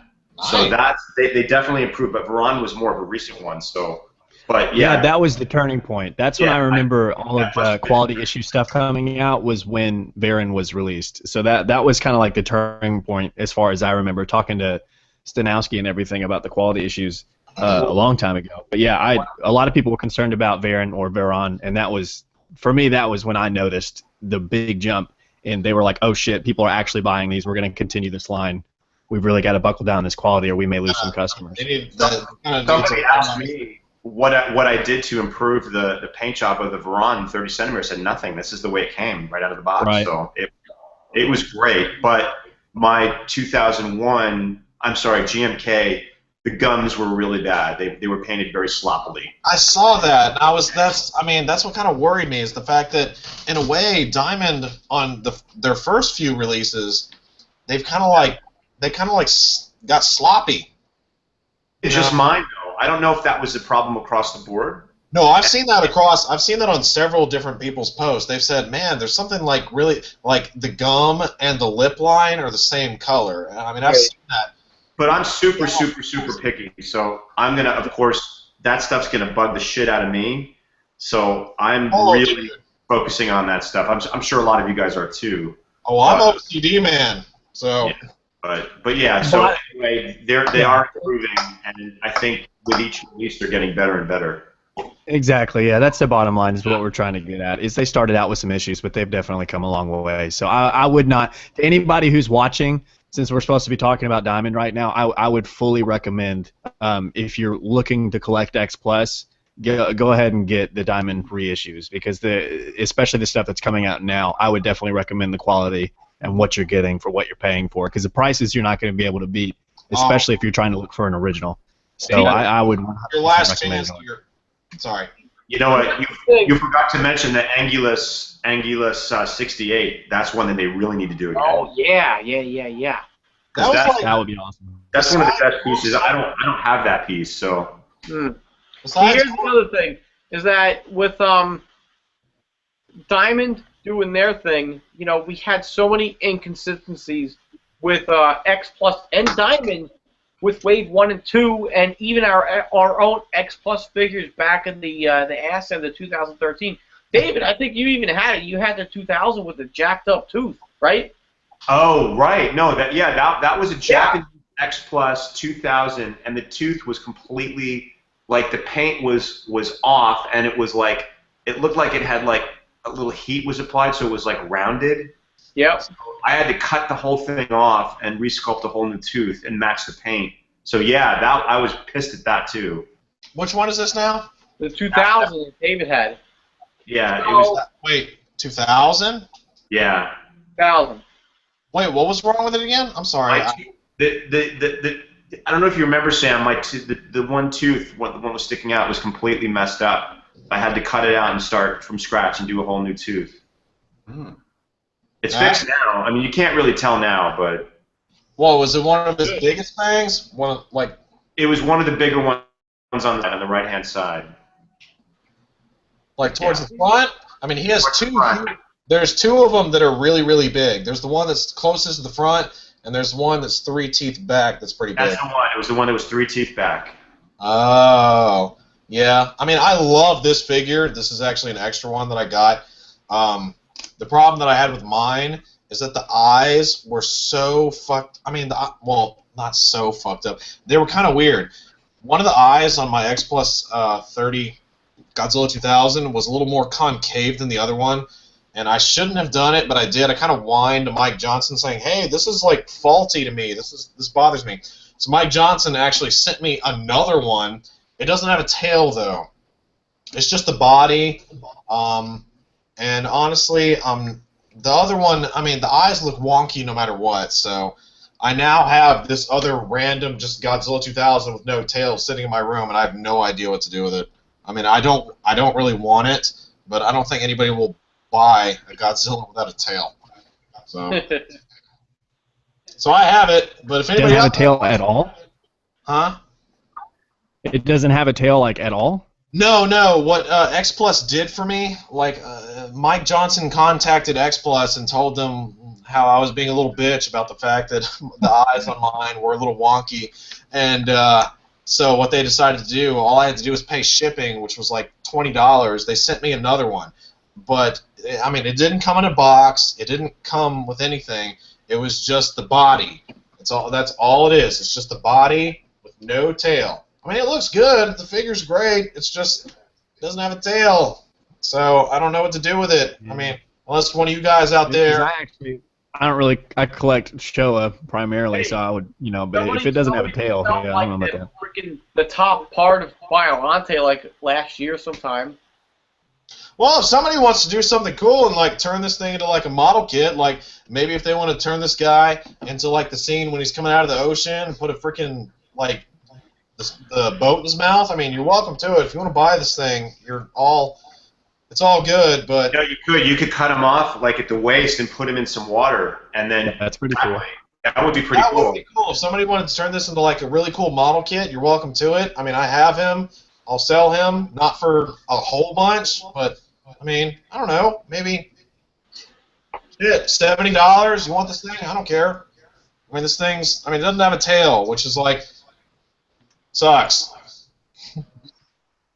Well, that's good to know. If I ever want to build a model kit of that, keep that in mind. Yeah, I have. Also, what's kind of strange is the fact that they actually sent me, instead of sending me a standard version, they sent me the Rick Boy version of this figure, but it doesn't have the Rick Boy features. I mean, the fins are definitely different. They're a lot more translucent on the one that I have, and if you look inside the suit with a flashlight, you can actually see wires, but they've all been cut, and there's not that weird plug in the back of the foot either. So they sent me a Rick Boy without the benefit of it being a Rick Boy. So I don't know. It's weird. I don't know. I mean, X Plus works in mysterious ways. So I should have sent back my jacked up tooth one. What's that now? I should have sent him back my jacked up tooth one. Yeah, I mean, well, actually, they didn't. I didn't send back the one I already have. I still have both. I have the one I still have, and I have this one. So I still have both. But this is kind of like schemy and evil of me. I wish they did send me the tail with it because I could have made a pretty big profit. I'm surprised they didn't ask you to send it back. But I mean, Mike told me. He said, "Dude, I mean, all they want is for you to pay the shipping. You don't have to send it back." I'll ask Mike right now. Hold on. Shut up! I'm talking to him right now. All right, dude. What's up, Mike? Boom! Be right back, dude. I'll wait here. Alright, so we talked about Jujutsu Kai, we talked about the diamonds. You know, who knows what's going to come out after whatever they announce at the Comic-Con. Here's my only 2 cents about if they go into the 25cm reissues. I think it would be great. That way collectors are not paying these stupid fucking prices on eBay and these stupid prices that are popping up in our wonderful Facebook group, because I think it's complete fucking rape. I'm sorry. Like, no, I'm not sorry. Like, don't be posting fucking figures for thousands of dollars when you know they're not worth that. Maybe they might be valued that much, but don't sit here and try to tell me, oh, I'm going to charge you $1,500 just because I can. Get the fuck out of here. So, you know, if Diamond reissues 25cm, I think it'd be great for collectors that don't have them. They can get them at a reasonable fucking price, and it'll be fair. That would be great. Yeah, that's why I was sitting here. I was holding Anguillus this whole time, because you mentioned the 68. And if they reissued that 25cm, I would be all over that. Aang is my favorite. Yeah. Kaiju Godzilla. I absolutely love him. And I've got right here, this is the Marmot built-up kit, because I don't have an X Plus Anguirus. Like, those are on the top of my wish list. That and the Aoshima, the one that's like, what, like 3 feet long? Or which one is that? You know which one I'm talking about? Yeah. That one's insane. That thing's freaking huge. I saw one on YJ once for $400, and I had to pass on it because I just bought some X Plus, you know, naturally, life savings. But yeah, if they're doing the 55 right now, so that's what we're getting in Anguirus. But I'm not that big of a fan of the 55 suit. I think it's cool for nostalgic value. I would like to have that set across from each other, but I don't like the design. For me, when I think Anguirus, I think this. This is the face I see. And that was, dude. Final Wars is a bucket. We won't get into that clusterfuck. But the design for Anguirus in that movie made me. Do you guys remember the concept art that came out and how cool Anguirus looked in that concept art? And he had like the barkish skin, and he was really rounded and tank-like, and he looked just like the Showa version, but updated. And I was like, that's perfect. And we all saw Dagin. We were like, that's cool as shit. He's blue and he looks like a fucking serial killer. That's awesome. And then the movie came out, and you saw Anguirus, and I was like, oh my god, that's an abomination. That was awful. His like little a tiny little like pimple of a nose horn was terrible. Anyways, got sidetracked. But yeah, I'm right with Rich on that one. If they reissue 25cm, I hope to see this guy right here. And if they keep doing 30cm, if that's the announcement, man, if they re-release Titanosaurus, that's gonna make a whole lot of people happy, including myself. Oh yeah, and me. Yeah. You know, I mean, there's probably no bad news that's going to come out of Comic-Con. I mean, if Diamond's going to continue releasing X Plus figures, it's really going to be all good news. So, agreed. I would love to. As much as I can sit here and look at my 25cm figures and say, oh man, I really hope they don't, because that would kind of diminish the value in mine. But you know what? I don't give a shit. Reissue the 25s. I'm happy that X Plus is reissuing the 61 Mothra Adult and the 64 25cm Godzilla. That way it gives collectors a chance to get both the figures for a reasonable freaking price instead of paying out the ass because some bozo on eBay wants to post them at stupid dollars. It's ridiculous. Right, yeah, we were actually talking about this earlier. To those people that want to go on eBay and post thousands of fucking dollars on this stuff, you're hurting our hobby instead of helping it. And that's bullshit. That pisses me off. Because I help people get stuff off Yahoo Japan. You know how much I ask for them? Jack shit. Because I'm just happy to help them. Well, you know, it's not going to diminish the value of what we already have. Because not totally. Not totally. Because what Cody said, people are still going to want the Japanese ones anyway. Bingo. And it's good that some people who maybe wouldn't have the money to buy the Japanese ones or be, you know, have the resources to order them, it's really good that they can get pretty much the same thing for a fair price. And, I totally agree. David, go on. David, you have the 55 25 centimeter. You go on eBay. Go look at what the price that some jackass has it at. It's ridiculous. $1,500. I think it's like $2,000. What? Somebody making a phone call? Hello? Fresh Vinyl Hotline. But I mean, all right, like I'm all for like, keeping the figures what they're valued at. But like when I see the 55 25 centimeter at like $2,000, I'm like, what is this guy thinking? Well, another really good example is Dagin, and that's one that everybody wants. And I've got another one talking about like a substitute I've got right now. I've got the Bandai Museum. Yeah. Oh, Dagin. hell, I used to have that thing. And this, I mean, it's a badass figure. It fits in pretty well with the 25 centimeter. It's a touch small. Yeah. But I saw this thing on a Japanese seller for 8,000 yen. I was like, yeah, $80, I'll grab that, no problem. That's a beautiful sculpt. Because I'm not paying $900 for a 25 centimeter Dagin right now. I'm going to wait for somebody to reissue it, or I'm going to wait for somebody who doesn't have their thumb up their ass to be selling one, and then I'll pick it up. Dude, is that how much that thing costs now? No, that's what somebody thinks it's. No, that's how much some of these clowns on eBay want to sell it for, and that's how much some of the people in the X Plus groups on Facebook now are trying to peddle these things for. It's outrageous. That's what I love about some of the dealers that I work with from time to time.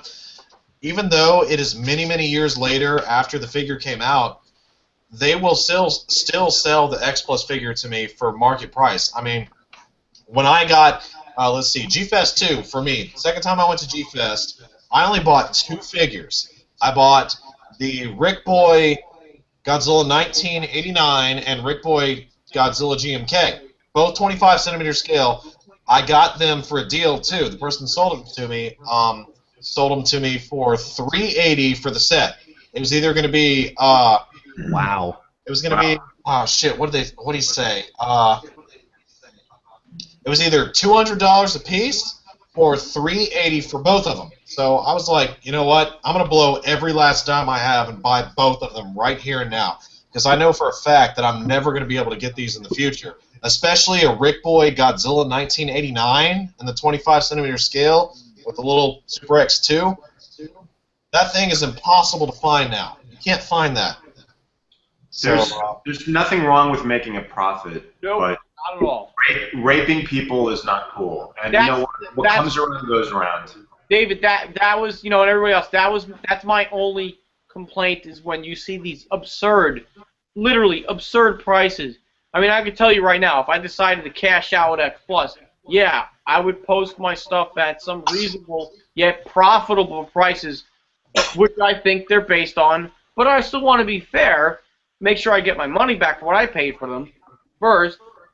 But I want to sell stuff, if that's what I'm thinking. If I want to be a seller, I mean, you want to make money, not maybe I'm going to make a shit ton of money. You want to know that you're going to make. I mean, I love our hobby. I love helping people, and. Yeah. That's my drive. That would be my driving force if I decided to sell something or whatever, But I just find it so offensive within our hobby when you go on eBay and you see a figure for thousands of dollars. Like who's in the right mind's going to buy that? Like when we know all of us here, and a good majority of the people in the X Plus group that have gotten used to this hobby now. Like they know that is a stupid price. Like that's the stuff that bothers me. No, I'm sorry. I was gone for a little bit. Where did the topic kind of go? I mean, I don't know. We're here. What are we bitching about the most? The fact that we're just talking about prices and whatnot right now. How we got everybody's like price gouging compared to what Diamond is going to reissue to us. Is that? Oh, all right. Well, here's what that's where I left off. We were talking about what Diamond is releasing to us. Now it's great. We get a great deal. And then I come back, all of a sudden, everybody's like, "God damn, fuck you, eBay!" No. Listen. Over here. I got you. Right here. I was saying how I think it would have been great, how it may be great if Diamond starts reissuing 25 centimeter scale figures. Oh, okay. If anybody's been buying X Plus, on the X Plus group, Griffs, Griffs, I don't know if I'm pronouncing it right. He's been very, very fair with his prices. He's been selling a lot of X Plus on the X Plus group, you know, and if I ever have to cash out, I hope I could emulate, you know, what he was doing with selling all his stuff, because that had to be really hard. Because I'm like, God, I don't know how he's doing it. But you know, I like to make dreams happen. You know, I don't like to see dreams shattered. You know, Yeah, so that's just my driving force in our hobby. This, I mean, as profitable as this hobby may be, I mean, I feel the same way. I don't want to make a younger fan feel like he can never afford something. That's why from time to time when I sell some stuff, I sell it for a reasonable price. I almost sell it for maybe, like, what, maybe $10 or $20 more than what I paid for it. Yeah. I There's like nothing wrong with that. Money back. There's nothing wrong I with mean, that. look at what Bandai was in the late '90s and 2000, early. That's where I started, dude. That's where I got started with Bandai. What I'm saying, you go look at these Bandai figures here. You know, these were so much more money then than they are now. You know, I'll tell you straight up. I paid $500 for my first Meltdown Theater. What? That's what they were going for. That's what they were going for back when I was collecting Bandai. I bought my second one for $175, and I'm like, fuck, man. I'm like, but you know what? Everything has a high point. Everything has a high point. X Plus is gonna drop one day because something else is gonna come in, and it's gonna be the high profile, you know, thing to get. Don't you dare say that. It's gonna happen. It's just how it works. Well, you know, there's a whole difference between the way I collect and most of us collect and the way some people do. I buy it because I love it, not because I want to sell it and make a profit. Bingo. Thank you. The only time I'll sell something is if I want to buy something else to replace it with, and if it's like for example the 30 centimeter 89, like I'm going to switch out that one for the Sakai, so it's like 1 for 1. And you know, and a lot of people ask, one of the most questions that I get asked is, you know, aren't you worried about when you modify a figure how it's going to be for resale? I said, I don't worry about that, because 9 out of 10, I'm not going to resell it. This is mine. I love it. I do it because I love it. I'm not doing it because I'm making a living on it. You know, it's basically stuff that I want to keep ultimately. And if someone wants to buy a piece of mine that I've modified, then great. Like John bought one. He's cool with it. But you know, I try to be fair, and there is such a thing called toy karma, and I really believe in it. You know? Dude, amen to what you said, dude. I mean, I'm the same way. I collect what I like, and for the most part, I mean, I never even imagine that I'm going to sell it in the future. It's always just the fact that I buy what I want, and if something better comes down along the line, then I'll try to sell the figure I have. Exactly. Up to what I want. Like what I used to have that I was going to try to modify. Mr. Goji Fan 93, Chris Cypress. Sorry if I'm mispronouncing your name. I used to have a Monster Heaven Lucky Bag Megalon. It was the unpainted solid brown Megalon, and I was going to customize it. I was going to customize it to look brand new, because you know Megalon for the most part his skin is brown, but he has like the black shell on his back, the black head, and all the yellow and silver and all that shit. So midway through myself, I was customizing the figure. Midway through me trying to customize it, X Plus announced, "Hey, we got Megalon coming out. It's all brand new. It looks magnificent. Do you want to buy it? Come on down." So I decided, instead of customizing the figure that I had, I would sell it and use the little bit of money along with like the paychecks I get from work to buy the X Plus Megalon. So I do the same thing. I buy what I like, but if something better comes down along the line, then I'm going to sell and upgrade. I mean, yeah, that's what I was just talking about with the Bandai Museum Dagin. As soon as I can find a 25 centimeter Dagin at a decent price, I'll probably sell the Bandai Museum and replace it with the X Plus. And that's exactly. Sorry, what's that, David? Go ahead. No, I say that's great. That's perfect. That's exactly what I do. And you know, I never go out looking for figures saying, "Oh man, I'm going to get 5 of these and try to resell them." you know, and gouge people and then pretend like, you know, it's cool and all, but, you know, it's not. And honest to God, there's a lot of things that I have on a list of, not a lot, actually, there's very few things now, like on my Holy Grail list. One of them was just the Monster Maker 2864 that I just finished. Yeah. I've been waiting for that. I've been waiting for that kit for years, and the way I kind of, you know, do business with buying and selling, I knew that I'd eventually get it because my toy karma was good. I don't have a lot of guilt for like screwing somebody over, you know. I like that term a lot, toy karma. I mean, you've told me about that in the past, and I really like that term. That's a good term to use, toy karma. It means just do right by people, and things that you want will come your way eventually. That's I swear to God, I believe that. I mean, me and you have done the same thing.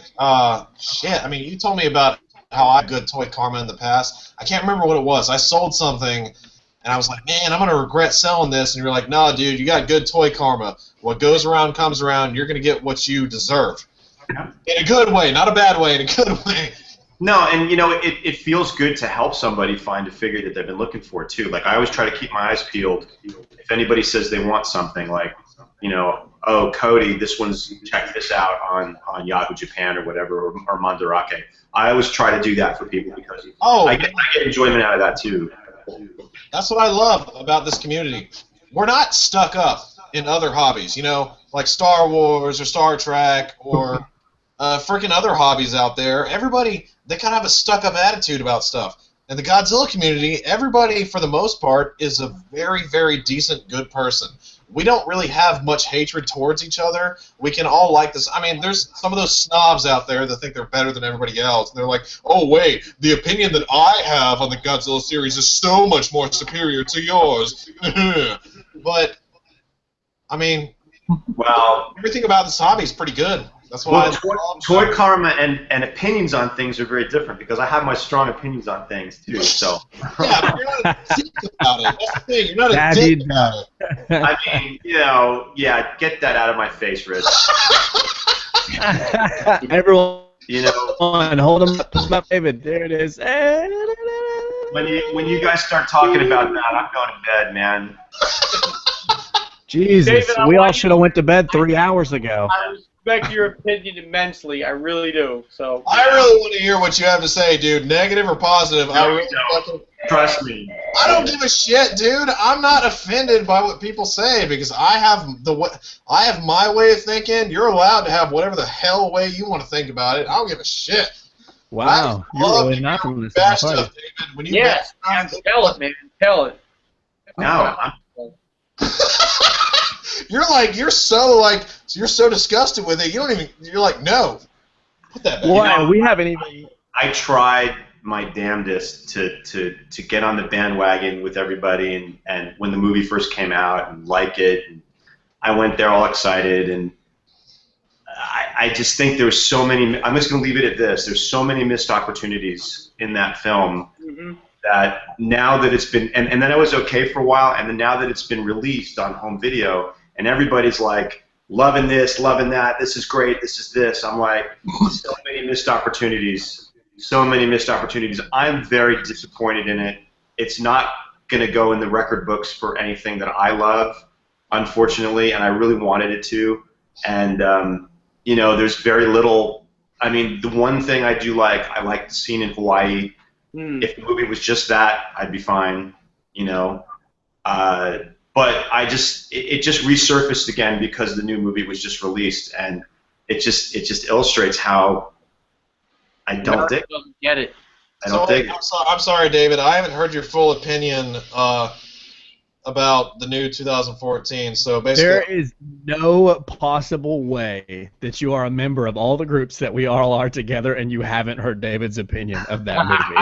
hey, dude, I've been growing the hair. I haven't been focusing on the figures or the hobby. I've been. There is no possible way that beard filled up your ears and your eyes and you have not heard or seen David's opinion of this movie. I promise today that I'm going to leave it at that. I'm not going to go into it because. All right, man. It's okay. It's okay. I was just curious because I mean I haven't been around for a while, so I have no idea what's going on in our frienddumness. So. All right. Before we go even further, I just want to say I think we covered everything, and we're going to cut the live feed for now.